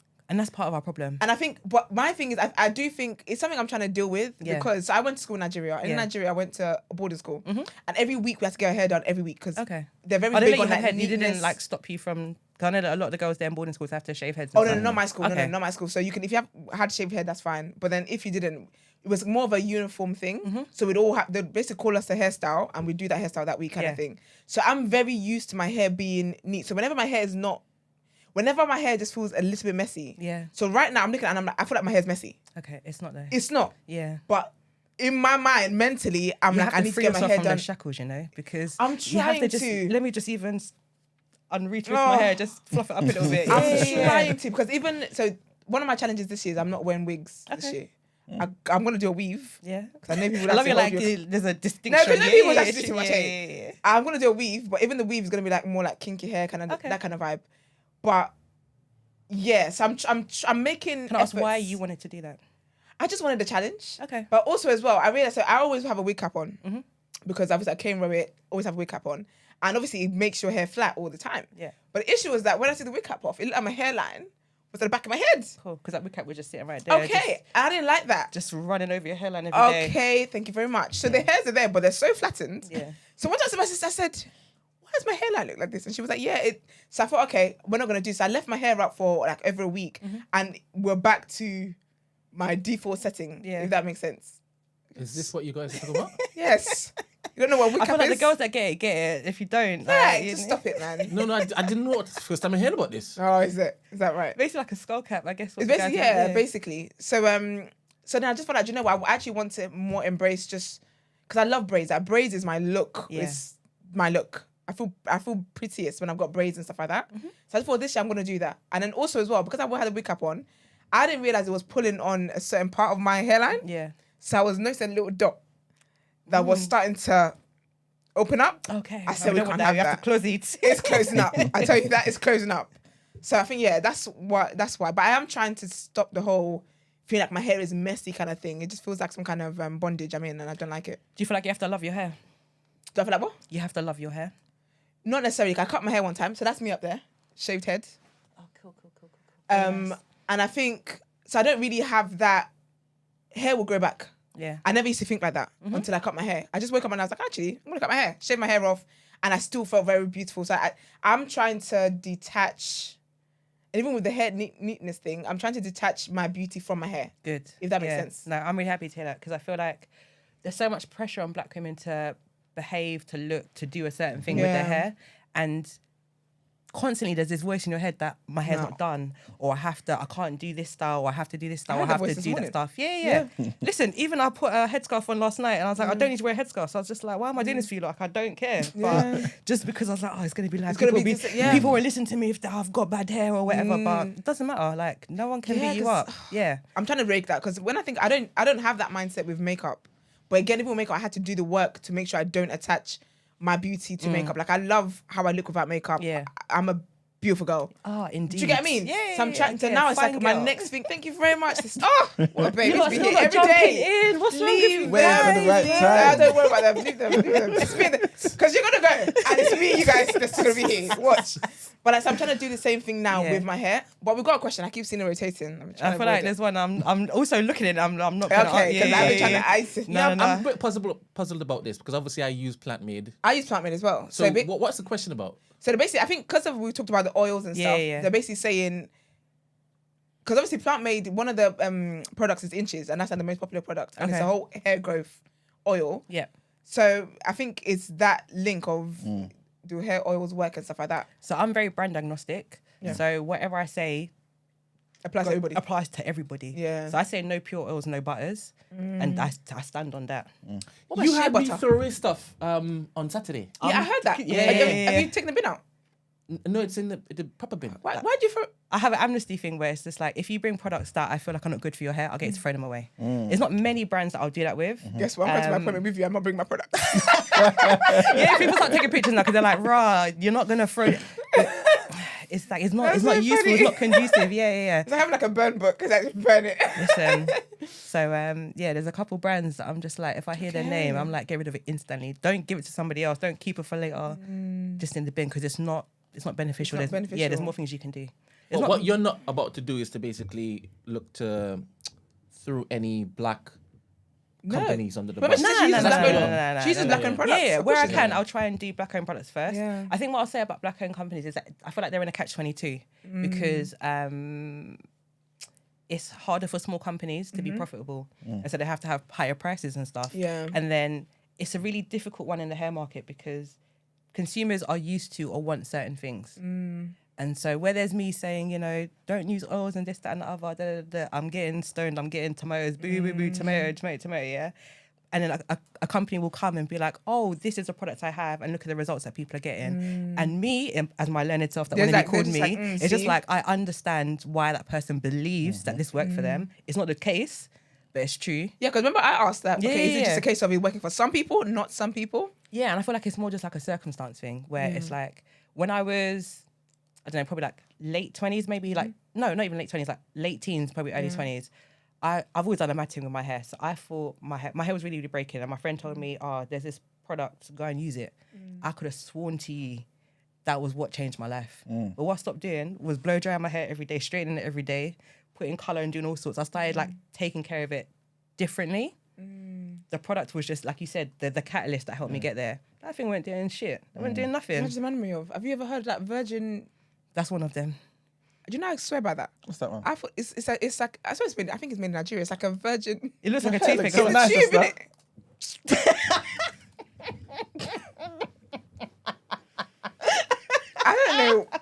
I don't know why I come here. I don't know why that sounded so insincere, you know? Yeah. Because he did like he's just He didn't, do singing. you know what it is? He didn't give enough pause. He's not like, wow, I just seen you in the light. Like, you know that light that's shining there is looking very, very fine on you, I yeah? thought he meant he knew what I was talking about. Thank you, man, because at least you said something. Brendan's quiet. Thank you very I'm much. trying. But He's just there basically- captivated by your beauty just through the Of screen. course, I can imagine Yeah. listening in 4K as well. He must be Yeah. having a hard time. Like with 2 or it. 3. You're the only one, you know? Can you imagine? Yeah, he's enjoying. But yeah, like it's like, and they called it a hair fertilizer. Yeah. Absolutely could have sworn by it. But we've got this interesting comment actually. So Imi's Snow Globe says, I think it's important to remember that she has locks. Oils and butter causes build up and issues for locks. Cool. So I've had my locks for 4 years. Okay. I'm 34. That's good growth. So I had natural hair for most of the 30 years before then. Yeah. She said most of- Yeah, but I've been relaxed as well. She said, behave yourself. And I love how you say no. I didn't say that. I when he's chiming okay, in. but I think what you guys are, listen, no one's going to come to my shop and beat me up because of you lot, you know? Impossible. Yeah, but I think sometimes what gets misconstrued is that, yes, there are differences, subtle differences between styles and what you might need to do, but the fundamentals are the same. Okay. So if I say no oils and butters, I mean it for everybody, Okay. regardless of style. Yeah. Especially So for probably interesting. more, especially for people with locks and stuff. Yeah. But the same way I would tell you no oils and butters It's is the same way I applies tell to you. Yeah, absolutely. So interesting. Can I show my ignorance here quickly? Before you show your ignorance. So men, they should still only wash their hair once every 7 days? No, because your hair's shorter and probably you sweat more and you're being a bit more active, you can wash it more often. So 7 to 10 days is like my top end. Okay. If it's that you went to gym 3 times a week and you're sweating, I beg wash your hair more often if you need to. It's just like, that's just like a... Rah, sorry. Let me turn this way. No. So if you're going to gym more often, I need to be dragged. Because sometimes people need to... Because I'm someone who I feel I'm very pro-shame in society. But shame gets me to... Okay, if it works for you, cool. I don't feel like shame is a good tool for me because it just usually ends up making people feel a bit more... It's more defensive and it's not sustainable for them. They don't. It doesn't make a big enough change. Yeah. Whereas I want it to be, you understand why these things, doing that? and you see the benefit of it from the beginning, not just because this person shamed me. If that's what gets you there initially, okay, fine. But I want you to be able to continue it. And even if I'm saying 7 to 10 days, so it might be that in 2 weeks' time you're like, actually, life has been pamming me. I can't do this right now. Yeah, okay, that's fair. Cool, that's fair. We leave it until you're able to.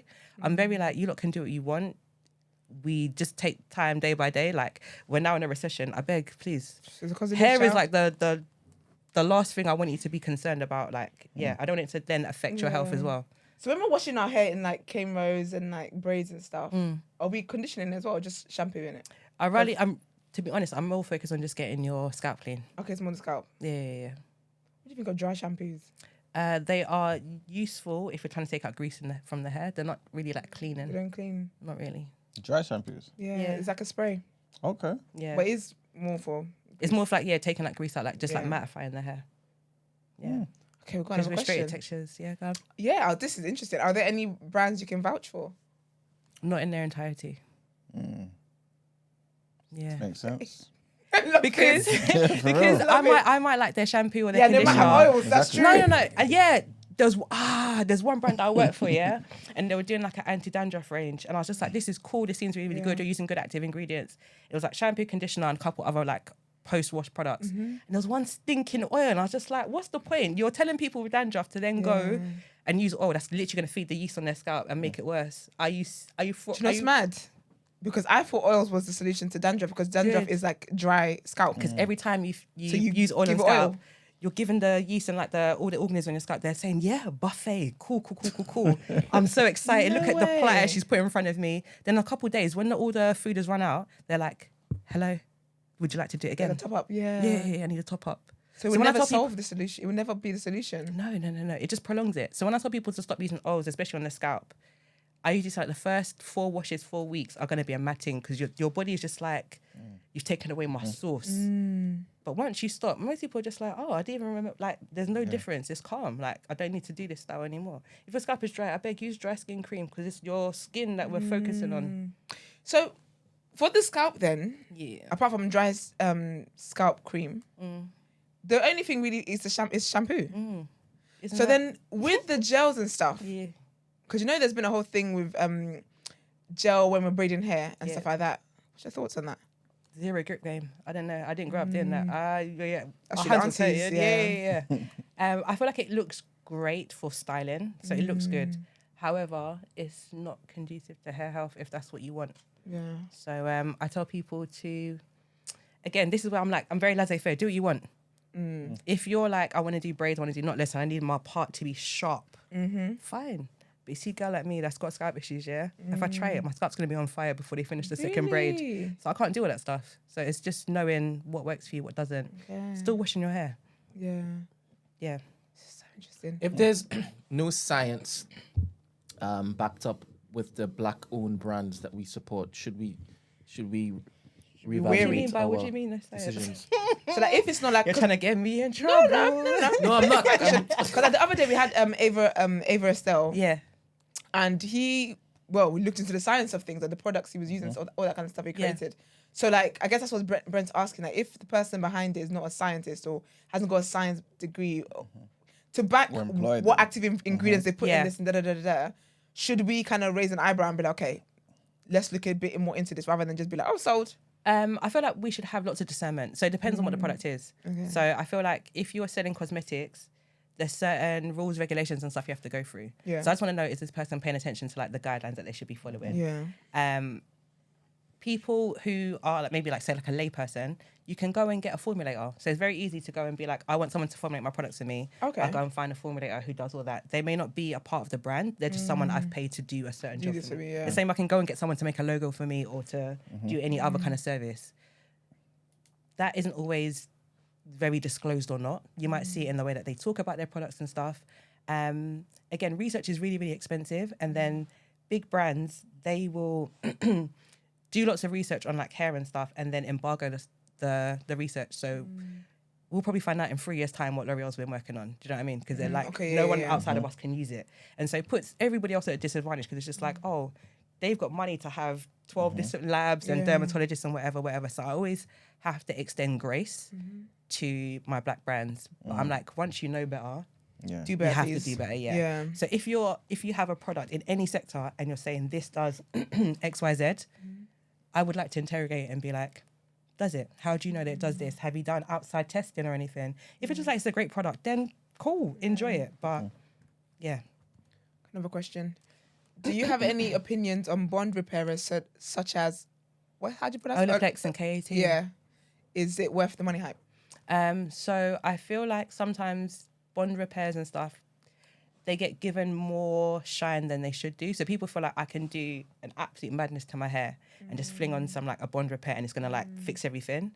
But I'm like, they're more like to keep the integrity of your hair when you're doing certain services. So for example, my hair's bleached, it's coloured. So when I'm doing a colour, it might be that I use one of those products or something similar to try and maintain the structure of my hair so it doesn't get too damaged while I'm doing this process.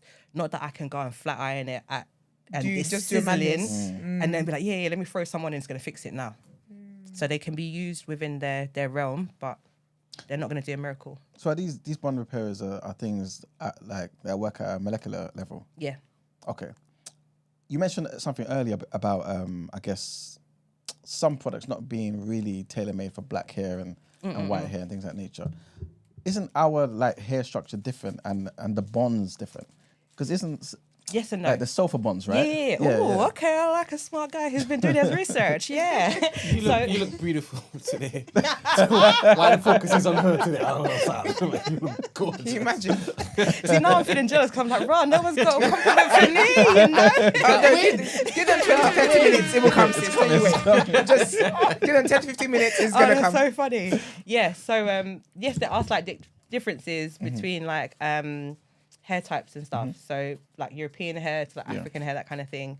Yes, Afro hair will usually have more sulfur bonds because of like the curl. The disulfide bonds, which is what we try and break when we're doing like straightening treatments.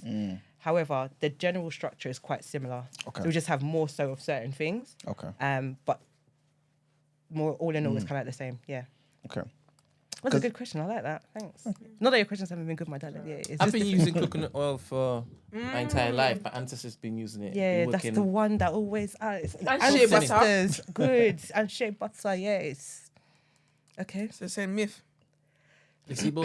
So, I don't know what like life was like or what availability for products and stuff that they had for them was, But just because someone did something 100 years ago. You know what? I do live by that. Do you know what I mean? I do live by that. Yeah. You got me there. I do live by that. And then maybe I'd find it more permissible if we were washing our hair more. But I just feel like if you I try to like liken it to cooking. So when you're cooking with like oil, so I imagine you use like a lot of palm oil or like heavy stuff, You know the plastic container, you then go and put it in and you'll be thinking, I have to clean this out. This is long. Good, but your head is the same. Just so funny, I had one yesterday and I threw in the bin. I said, I put it in recycling. That's how much it is. Like people go and put heavy oils on top and then be doing co-washing. And I'm just like, so what have you removed? What's co-washing? Just using conditioner only to wash the hair. Okay. That's always been silly to me, I'll be very honest with you. When all these new terminologies started getting to the hair, I said, see, you guys are giving... I just feel like here we are getting very markety with Afro hair. Like, see, someone said they're still going to be using... did you say Christy? That's fine. God bless you. I really wish you the best. She's got very healthy hair as well. That's I always fine. think it's a weave. I'm okay. But she said it could be healthier. Who, Christy? No, the professional. It's whatever. If it's working for her, then cool. Like, I'm not going to fight She her. said if you like it, I love it. I'm so happy for well you. done. Good. Yeah, it's okay. Like, so how often do you recommend trichologists? Appointments, that way it would be? It's like a consultation. consultation. So I try and see that. So when someone comes to me, I usually do follow-ups within like 3 months just to see how they're doing, just like a check-in, because it might have been that I sent them to go get blood tests, they've seen another professional, we've tried a new hair care plan. But yeah, generally, most people can have a consultation, it's kind of done. Like, it's more just, I tried this, maybe this isn't working. It's more just like technique and tweaking after that. So then but you can do like treatments, like hair treatments and stuff like that? Yeah. Okay. That's another one. So people will be like, oh, what treatments do you do? And I'm like, the ones that you need. You can't. Why are you like, gosh, I love her. I didn't even get to finish. I wasn't even trying to say that. I'm But such a fan of you. I love it's you know when it's like, oh, do I need to have like a protein treatment or like a condition treatment? I'm like, I don't know your hair. I don't know you. When you get here, when you get consultation, we'll find out. Yeah, we'll find out. Yeah. But for me, I feel like sometimes it's like we have too much choice, but it isn't really. Yeah, because we'll go in and be like, yeah, I want a condition treatment. I want this hot oil treatment. I want this. And it's like, hot oil treatments. What are your thoughts on that? I said no oils, no butters. Oh, gosh. There's so much. That's interesting. I'm definitely going to pay you a visit because basically I got a ponytail done and the girl burnt my hair, man. I'm really sorry that happened. She gave me heat damage and I'm just like, and I haven't messaged her yet because I'm just like, what are you going to do about it? I was going to say that man want to be careful of people's hair. I feel like I want people to be able to talk to their hairdressers. So I will always ask my clients multiple times during the consultation or like even the styling, whatever, are you okay? Is this pain okay? Is this tension okay? This is what we need to do. I want them to tell me if they have an issue. So if you've had a problem, maybe you didn't realise it at the time of this service, but come back and tell me. That's the way I can get better. Not everybody's going to fight you. I know there's lots of you know the girls like to tussle. They like to tussle. And I always have to be like, do you know, I have to mind my business because I've only got 5-star reviews, so this conversation isn't for me. Listen. I don't know. Love that. Not me though. Yeah, because I've got like, because my hair's natural. Yeah. And my curls, I've always seen what my curls are. Like, I've always seen that my hair's natural. But I've got some little straight strands here and there. It happens sometimes. And I'm from like, the heat damage. Oh, yeah, but I'm like, how am I supposed to, like, how do I fix this? How am I supposed to move forward? I can't cut all of it. Then cool, we just grow it out until it's not an issue anymore. But will it grow out though? Your hair grows from your roots, so yeah. Oh, yes, it will. Yeah. Because I'm going to Nigeria soon and I need to get braids done when I go out there because otherwise it's a wasted trip. That's fine. So I was like, I can't cut it now because, like, do you get what I mean? Yeah, I feel you.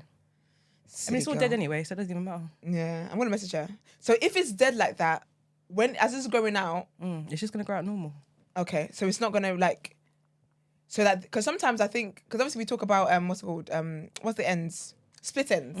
And sometimes it can break the hair upwards, doesn't it? Absolutely. So, but then if it's heat damage, is it going to break it upwards? Depends. So if it's heat damage and it's just like a limp end, it shouldn't do anything. But that end can still get a split and travel up. Or usually it might break at the line of demarcation, so where the two textures change. Okay. That's usually what happens. Okay. Yeah. Okay. What about the sulfates? Bring back sulfates. I love them. They What's should be in that? everything. They are a chemical cleansing agent. So lots of people will be like, oh, I want sulfate free. And sometimes people can have sensitivities to them or allergies and stuff where they can be quite harsh. Yeah. But for the general public, it's all right.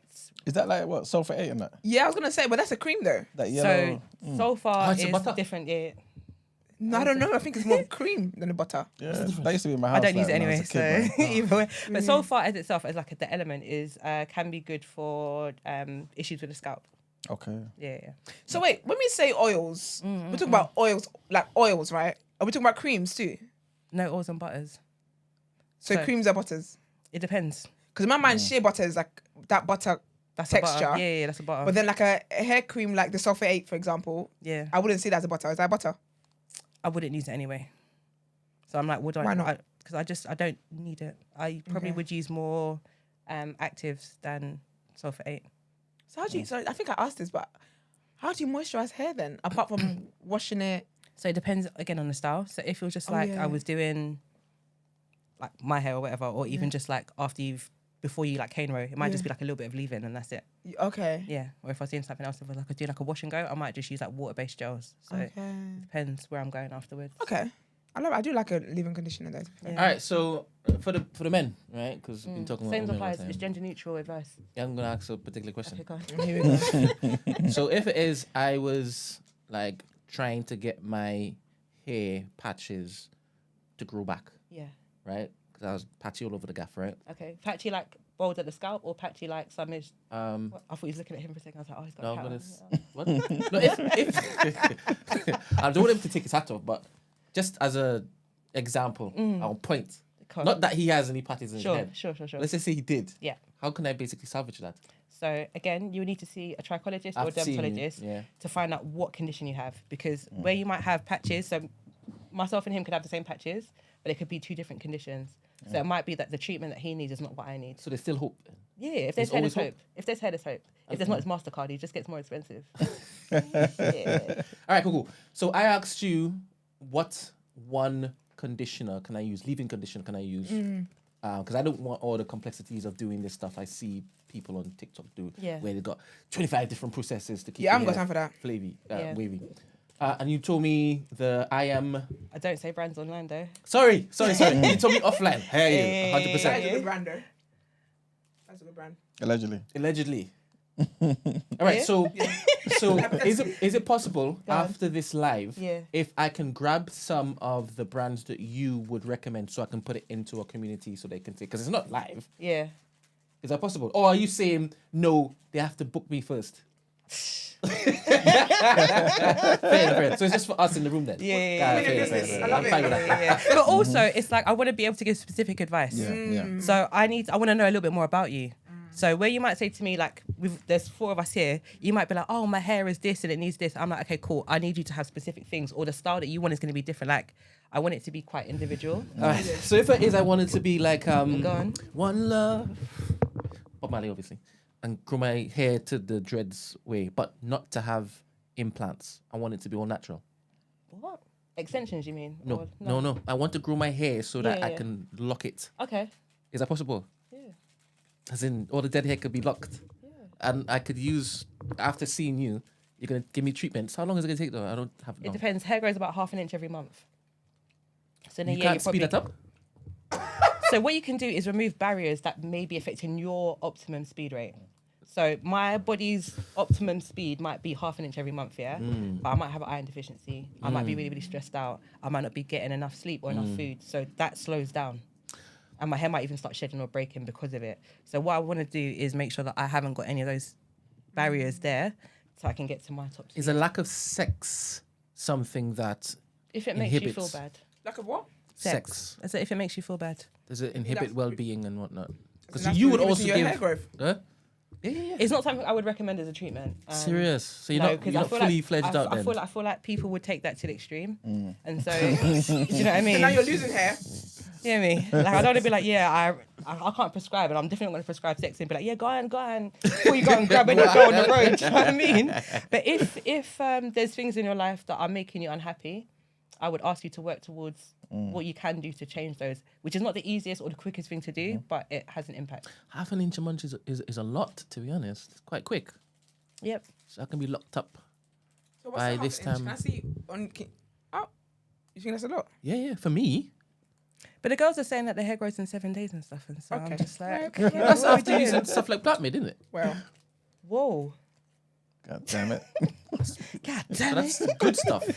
God damn it. That's Swear not what by I was it. talking about as well. Swear but, by you know? it. All right, cool. So, beard oil is bollocks.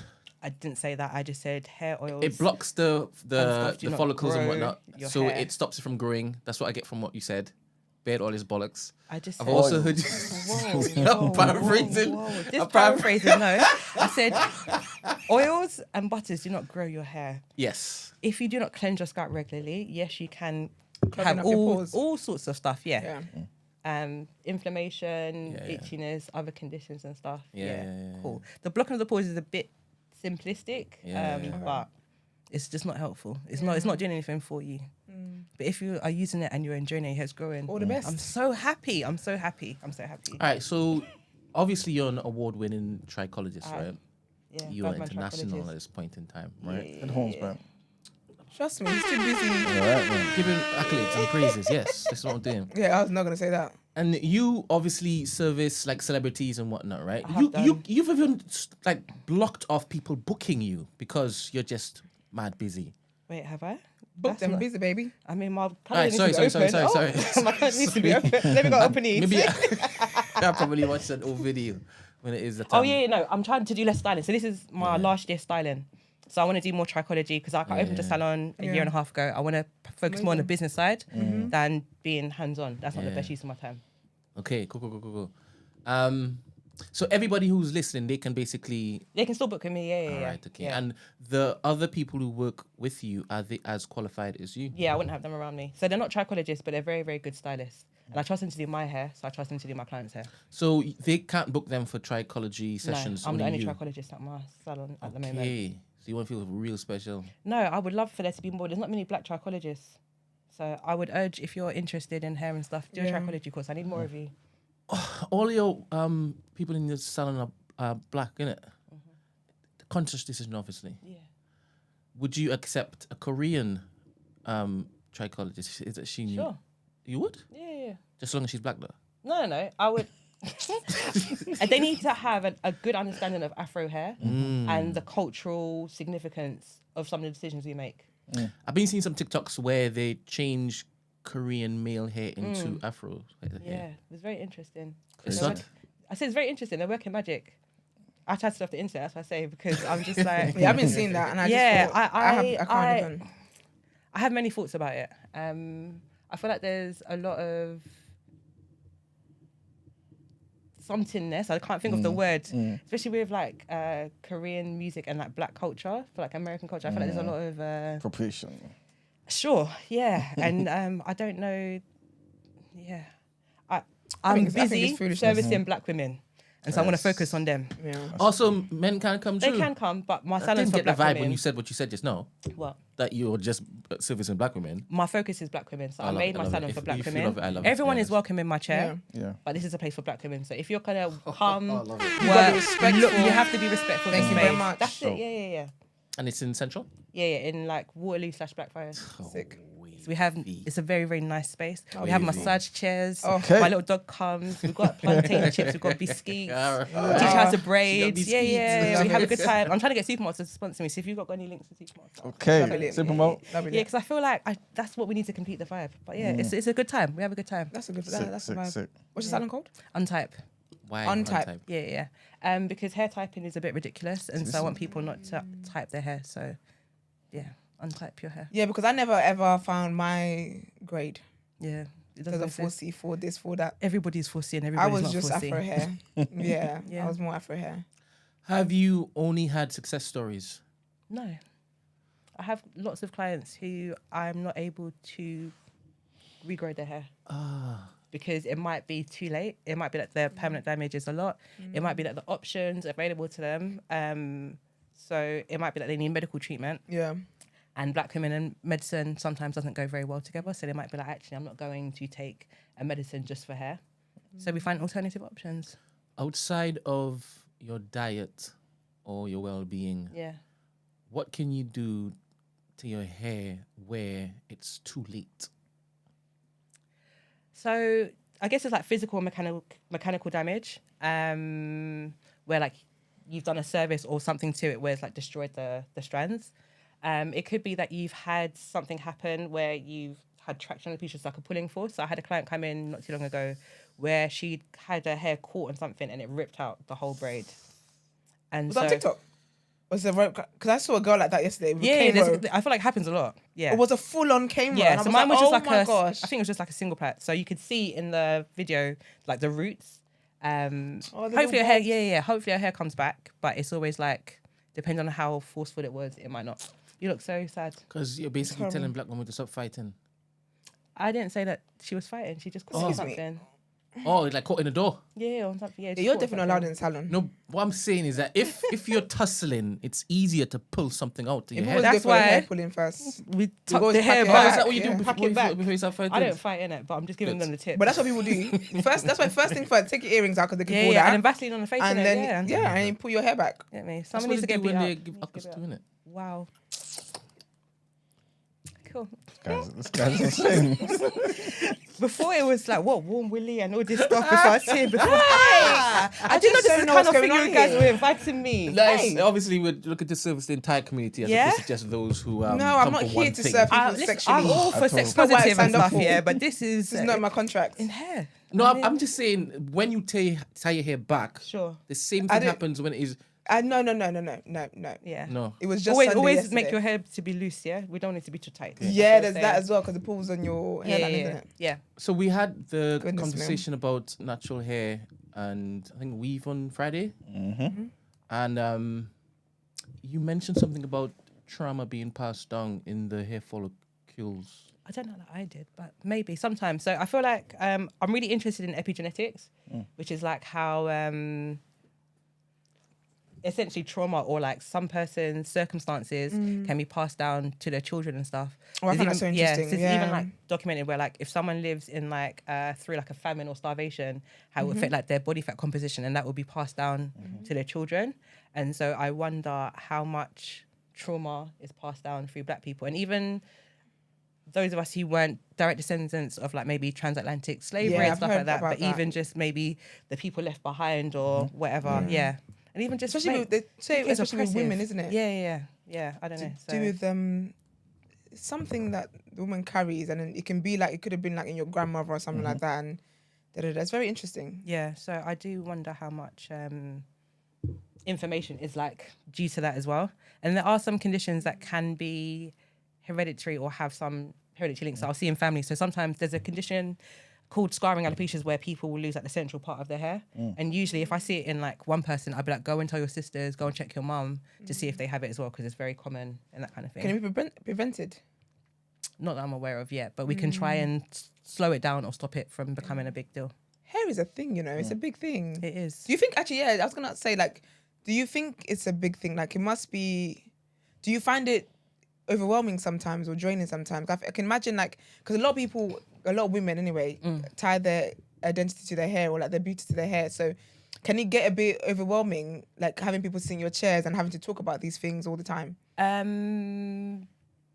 Yes and no. I think what maybe my clients sometimes can find a bit strange initially is that I don't care about hair. So me personally, I don't care about hair. What do you mean by when you say that? I'm just not interested in it. Like, I'm going to colour my you're hair. in the salon and I'm not interested. Yeah. No, but like for my personal self. So Okay, I'm not interested in like taking care of my hair and styling it and doing all these extra things to it. But I'm in a position where I have lots of knowledge and I can share that with people for them to get the best out of it. But me personally, I couldn't care less. And so that can kind of be a bit like, oh, that doesn't make sense to people. But I'm like, it's a job. I enjoy it. I'm glad I can help people from it. But at the end of the day, I don't carry on my head like that. Yeah, I hear it. No. Hair today, gone tomorrow. That's healthy though. A little birdie told me that you're gonna get your hair all cut off and you're not going back to. Yeah, I'm gonna shave my head soon. When? Oh, not when. Why? I prefer being bald. Have you ever been bald? How many years ago? I shaved my head first when I graduated when I was like 19. I probably had it for like 5-6 years. Yeah, just like low cut, like level 2. And it was just you just left it natural. Were you styling it? Anything? I wasn't even trying to be natural. I just wanted to just be bald. Really? I got home from graduation. I was just like, yeah, get rid of it now. And I just, it's more freeing for me. Okay. Yeah, so I'm gonna do it soon. I'm trying to like see how long I can grow my hair for. I know I'm not gonna grow it back, but I'm tired. I'm tired. Grow your hair. Everything is dead. There's a little conflict in my head now. I think we need to change the scalp. It's growing, yeah. Okay. It's just like pushing it out. So I just he's been stuck since he said the hair was seen dead. He ain't let that go. That was over an hour ago. I appreciate you so much because it's not often that I'm like wowed with the guests that come through. Oh, you was wild with me. Thank you. No, he was. I'll be honest, he was, because he called me, big up Black Girls Living. All the time. And you're on Black Girls Living. Yeah, it's coming out like today. an hour. Yeah. So you can go and get more of me. Double dose. If you're not tired, you'll be tired later. But no, he is. He actually, I can co-sign that. Thank you, man. I had a good time. I know that you know your stuff. He was Yeah. I made him throw away products. I couldn't believe that. He was just like, get rid of it. Yeah. And obviously, what we're looking to do with TNB is to make sure like people like you who can service the community so well, if you're given opportunities to just magnify this information that you're putting out. And when I meet you and you're so like nice, humble, and just full of life. I'm not humble, you know. I'm bragging. I'm the best. What? Where are you from? Love it. What do you mean, like country? Yeah, Nigerian. Oh, okay. It's obvious. No, I recognize, but you know sometimes I don't want to jump. You don't want to jump. And I don't want it to be like, you know, because it's only Nigerians are very arrogant. So I don't want to say too much. Jamaicans are the same. Yeah. Yeah. Yeah. Is it the hair? I'm only going to speak for my country. Let's like get dragged. I don't want to say Jamaicans are arrogant. That's a good thing, man. Yeah. So you definitely need to come back again when it is Mags and Gina's hair. Yeah, man. Yeah. Just this 8 a.m. something is really wow. Yeah, I hear that. It's a wow. It's really wow. It's a wow. Yeah, needs must when it is that you have. Well, you're My really alarm good went vibes, off, then you and I was please just come back. like, whoa, my body's gonna collapse, bro. Your body being in shock. Listen. Yeah, my mornings are not my vibe, but it's okay. We'll try next time. Well, this is really it. good, man. Really This is really a lot. Really good. Thanks, man. Can I ask one question Go though? on. For those who maybe can't afford a trichologist, don't know where to look for a trichologist. I do online discount sessions, so I'm all about the man them. I'm all about people looking after them. So I used to do them in person before, but it's only me alone. I still have bills to pay. But I do cheaper sessions for Black women. Okay. If you're not able to see a trichologist for a price that works for you, Oh dear. if you're not able to see a trichologist for a price that works, you go into your GP. There's lots of information online. I do courses. I have a podcast called Snatch Edges. I used to write articles for Galdem. There's bare information. It just means you might have to like work a little bit harder for it, but there's help out there. Yeah. It's worth your time, guys. Look. Yeah. Oh, Brent, God, he's on your lips. She strikes me as a progressive babe. That's what I'm saying. How about if I identify as a woman? You know, I've We're not had doing someone this. do When it of to me, all you things know? we're not doing. I've actually had men come to the salon and be like, you know, this is for Black women only, and they're like, yeah, but, and I'm like, cool. So I just, yeah. I have to see it as people. I just have to see people need help. And so I'm going to just be like, okay, cool. Beautiful. Love it. All you have to do was ask for discount for men. That's all you have to do. Yeah, people ask, but as I said, it's for women. I'm trying to serve. There's still an abundance of women. Male trichologists, please stand up. I don't know any of you. Okay. I would like. That would be cool. Yeah. I want to get them on the pod. That would be good. I don't know any. There might be some, do but some research. I don't know any. Yeah. Hopefully, when I clip you up, I'll put reach out. a call out. Yeah. But you know, if you want to help men have discount services. I have a little. I'm sure you lot was fast on my website. There's a little bit where you can. No, because when I came in the evening after I said yes, I saw my face on Instagram. I was just like, whoa, Excuse me? hello. You didn't even give me. You didn't even. You know what's I didn't so even choose the picture. What do you mean? You know what's so funny? Because I messaged Brent. That was a quick turnaround. When I was here the other day, he was like, yeah, we're gonna do the graphic. I was thinking, yeah, okay. I was like, I'm in trouble. Already. No to retreat, no It's a nice surrender. picture there. I mean, Thank you. But yeah, I've you raised can on my website you can buy like a gift card or something. So if you want to see men get help, treat them. donate. Yeah. Buy a gift card. Buy someone a consultation, and I'll do it. I don't mind. Yeah, I love that you're focusing on Black women. To be honest, Have to, man. Yeah, because wait, the hair, Black women's relationship with their hair is. It's hard, and we're getting difficult, man. scammed. So I wanna look after us first. Yeah, it's difficult because it's from childhood. Like the things I'm trying to work through now are literally from childhood, and it's a lot of work. Yeah, man. It's a lot of work. But this has been so much fun. Thank you for coming and for educating us. having me. Please let people know your salon name again. Yeah, where is Untype. space. So we're in SC1. Closest station is Southwark Station. Sick. So you can get the train down. So it's neutral ground for all the people. Everybody? For everybody. All over the socials on Untype Your Hair, all one word. So on TikTok, Instagram. If you just type in my name, Ebuni Ajiduah, you can find me all over the place. But yeah. Dope. Thank And you for We coming. got a couple questions. Yeah, a actually. couple questions. Yeah, cool.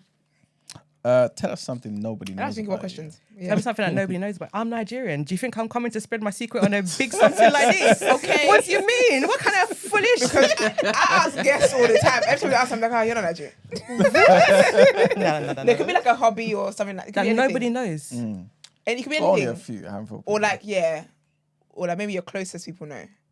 Something you like to do in your spare time, an interest you have. Something that I should be honest about, that not a lot of people know is that I don't sleep with a headscarf. Like ever. I don't even have like a bonnet or nothing or a suit pillowcase. I just be raw dog in my This is pillow. bare back in your Yeah. Wait a minute. So, Excuse me? It's something about don't care. Yeah. So there you go. Like, you really don't care. so that's not best practice. No. Sorry. But I'm doing it for the girls. So like my hair, I want my hair to Not always like look a bit first of all, messy. don't dare make No, that listen. Wait a I want my minute. hair to be always a little bit messy so that people feel a bit like, okay, I don't have to be done. I don't have to be. Yeah. You know what's crazy? That movement can run. That can run. No, I'm seeing people in the chat saying I can't listen to anything she said because of what you just said just now. Oh, I have to be honest. I told you I don't care about my own hair, but I'm going to give you good advice. My clients love me, so that's what's important. I hear it. See, I told you not to ask me. Brendan's stuck. Yeah. Right. I ruined it the last in the 90th. You know what I mean? Scoring our own goal. Goodness me. What's your biggest life lesson? My biggest life lesson.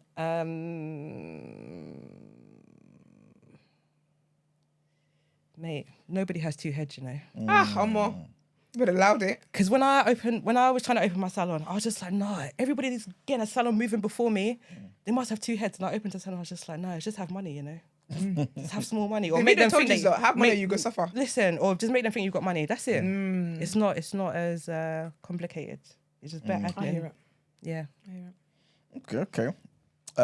Well, what we tend to do is whenever we have a guest, we ask them to leave a question for the next guest. Okay. So I'm going to ask you the question that the previous guest asked. Okay. Right?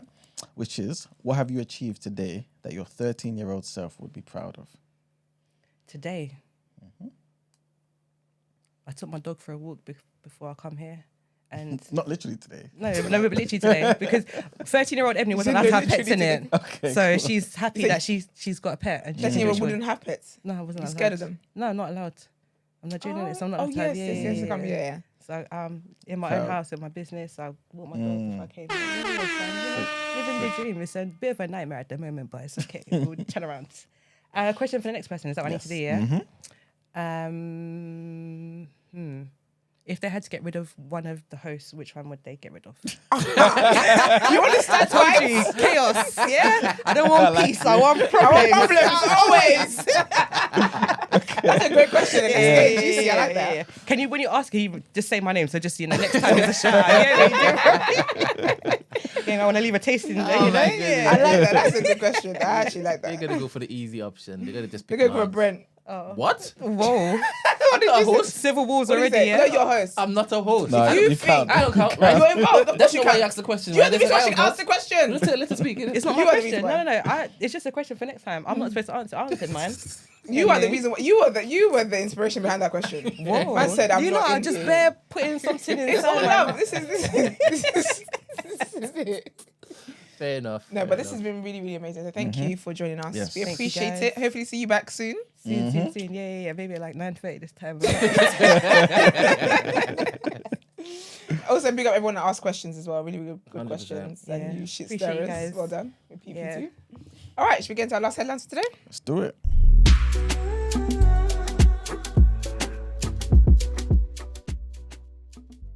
Beautiful. Let's see you. Me hug you. Sorry. I thought you were going to say a prayer. Oh wait, how long have you got left or everything? No, why? We've got reaction. That's it. Alright. Yeah. Headlines and Right reaction. there. We can do this in 5 minutes. You're a Okay. sports babe, aren't you? Are you sports babe? No, not at all, man. Even Sorry. the topics you're talking about before, I was just like, I don't know nothing. Hey, I don't know. I'll be sitting here like, wow. Well, you'll be informed. Yeah. There you go. Thank you. Well, our next headline, cars have been set on fire as rioting broke out between two rival groups of Eritreans in the Netherlands on Saturday.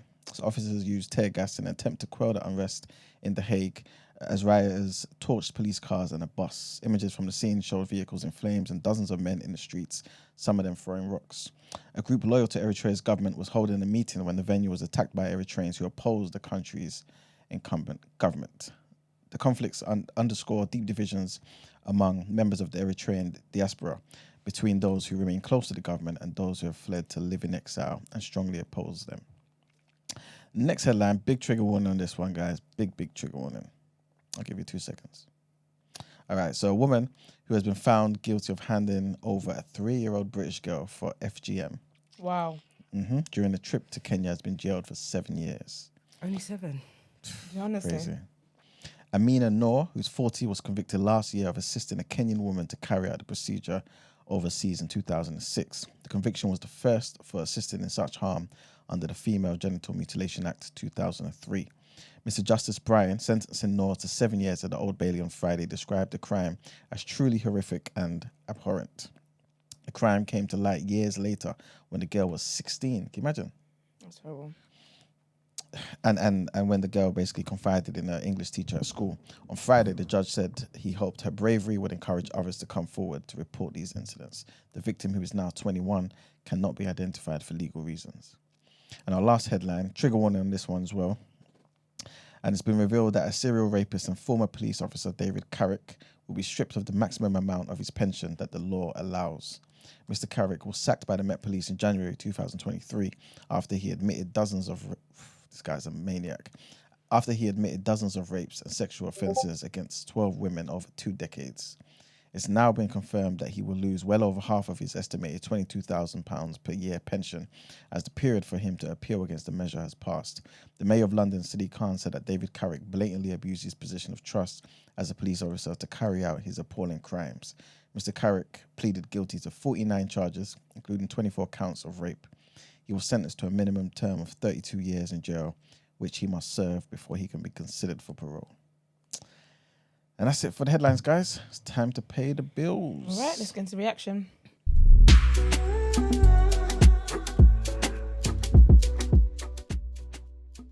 A lot. How are you doing this? All right, so Saturday. Saturday. Liverpool beat Brentford 4-1. Does that make sense? Mm-hmm. Arsenal beat Burnley 5-0. Aston Villa beat Fulham 2-1. Bournemouth and Newcastle United drew 2. Nottingham Forest beat West Ham United 2-0. Wolverhampton Wanderers, I think they're called, beat Tottenham 2-1. And Chelsea and Manchester City drew 1. Mm-hmm. Dope. Shall I read the next one? Yep. Yeah. Okay. So about Arsenal's 5-0 with Burnley. Bukayo Saka's double helped Arsenal earn a classy 5-0 win over lowly Burnley as the Gunners again closed the gap on Premier League leaders Liverpool to 2 points. The Gunners controlled matters from start to finish as Martin Odegaard blasted the Gunners into a 4th-minute lead before Saka doubled the lead from the spot after Leandro Trossard was fouled by Maxine Esteve. Saka blasted in a third moment after half-time to make it 7 goals in his last 6 Premier League games before Trossard curled in the 4th after the hour mark. There was even time for Kai Havertz to get in on the act with a solo run and finish as Arsenal made it 21 goals in 5 Premier League matches since the winter break. That's sick. 21 goals in 5 games. Sick. Mm-hmm. Big up Arsenal every time. A lot of... The others, to be fair, you don't need to do. You've already mentioned the scores. Everyone's aware. Yeah, you can watch Match of the Day and stuff. The only other thing is Pacquiao, who's one of the greatest boxers of all time. Apparently, because obviously he's retired now, but apparently he's been told he's too old to make a return to Olympic-style boxing, and that regulation will remain in place. Long story short, he got retired in 2021. He wanted to box. He's 45 years old. Okay. Agbaya, when he wants to Olympics, uncle, please. Please. He's done everything else. You know what I'm saying? Exactly, sit down. But I guess, he's a very ambitious guy. When you go catch them all, you have to do everything in it. Yeah, I feel it, Some people get greedy. Yeah. And funny enough, in 2013, the age limit was raised from 34 to 40. So if he had decided back then, okay, you would have been able to do it. Yeah, exactly. But no, raise it again, man. What's your problem? Like, I want to do it now. Yeah. I wasn't ready before, but now I'm ready. At 45, I hope you're ready. Yeah. And to be fair, at 45 is more so a disadvantage, isn't it? So. I mean, ageism. Like, no. Yeah, listen, but if I want to go there and broke my face, let me have the chance to do it. It's so awkward, man. If you got beat up, it's so awkward. You should have just gone on a high. And look what you've done. I think I'm all for destroying your legacy, No, you actually like problems. Yeah. Happy. Let's play it on like difficult mode. Do you get me? Why not? Because then, like, nothing ventured, nothing gained in it. Because if I win at 45, wow. You've been the biggest. Yeah. If I lost, everyone's expecting me to lose, innit? So it's all right. I'll go and sit down with my millions. Cry my Rolls Royce. Next thing I wanted to mention is but in female boxing, women's boxing, Amanda Serrano. Why is it not just boxing? Why is it not just boxing? Nah, men's boxing. There's levels. Wow. Good. Sometimes you have to let people speak. That was just a joke. I wanted to clarify. Listen, you're going to fall down, you're going to bang your head, yeah? They show their colours. Exactly. I'm only joking. True. Yeah. No, just on the show. Hey, trust me, I'm always pushing for like women's boxing. And this woman, for example, Amanda Serrano, she's one of the best boxers of all time. And she's basically given up one of her belts because she's trying to make a stand and say, listen, as women, we don't want to just be limited to 2-minute rounds. If we want to do 3-minute rounds, let us choose to do 3-minute rounds, and just like the men do. You know what I'm saying? So it seemed like people were kind of saying, no, we don't want to do any of that type of stuff in the sport. And she was like, no, I'm going to sacrifice one of my belts to show you how serious I am about this. How does the belt stop her from? I think just basically saying, as the best boxer who's earned this belt, I'm going to kind of show this doesn't mean everything to me. Okay. You know what I'm saying? I think that's scattering your legacy. I love it. Give me. I'm done with it now. Next person, you couldn't take it from me. Let me give it back to you. Mad thing. Yeah. And let me just read out what she said. She said, I've done pretty much everything I needed to do in the sport of women's boxing. 7-division world champion, the undisputed champion. Now it's time to open up the door for women coming into the sport and helping the future of women's boxing. I believe if you believe in something really a lot, you have to take that stance. I believe that women should have a choice in fighting 3 2-minute rounds or 12, 10 rounds in a contest, whatever they feel like. The WBC wasn't aligned with that. So I said, you know what? I have other organizations that are supporting me. And she gave it up. That's cool. So there's going to be someone somewhere that's cussing around and being like, yo, I've been practicing for 120 seconds, yeah? What do you mean you're adding another 60? What? No, don't do it. Don't do it. But it's true. I feel like, fair game. But yeah. And she's a serious boxer, man. I think it was like 2 years ago. Remember when was it 2 years ago? Yeah, it was 2 years ago when I was talking about her fight with Katie Taylor. Yeah. One of the best fights of the year, men included. Yeah. Sick fight. So yeah, big up every time. The last thing I wanted to mention is Viddal Riley. He's an up-and-coming London boxer as well, cruiserweight. He's going to be fighting Mikael Lawal on the Wardley and Fraser Clark card on March 31st. He's trying to make up there, and he believes he can beat Mikael Lawal, man. I think he can as well, to be honest with you. Good boxer. But yeah, that's pretty much it for the reaction. Thank you very much. Let's get into our outro.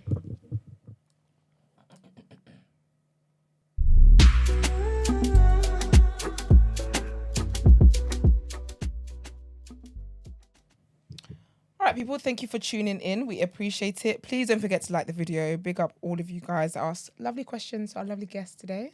It's very much appreciated. Big up our researchers as well. Follow us on social media platforms the day after TNB. And of course, follow Untype Your Hair. Yeah, thanks. On the gram. And book your consultations. Let's have In healthy fact, hair. that's the most important part. That's the most important part. The bookings.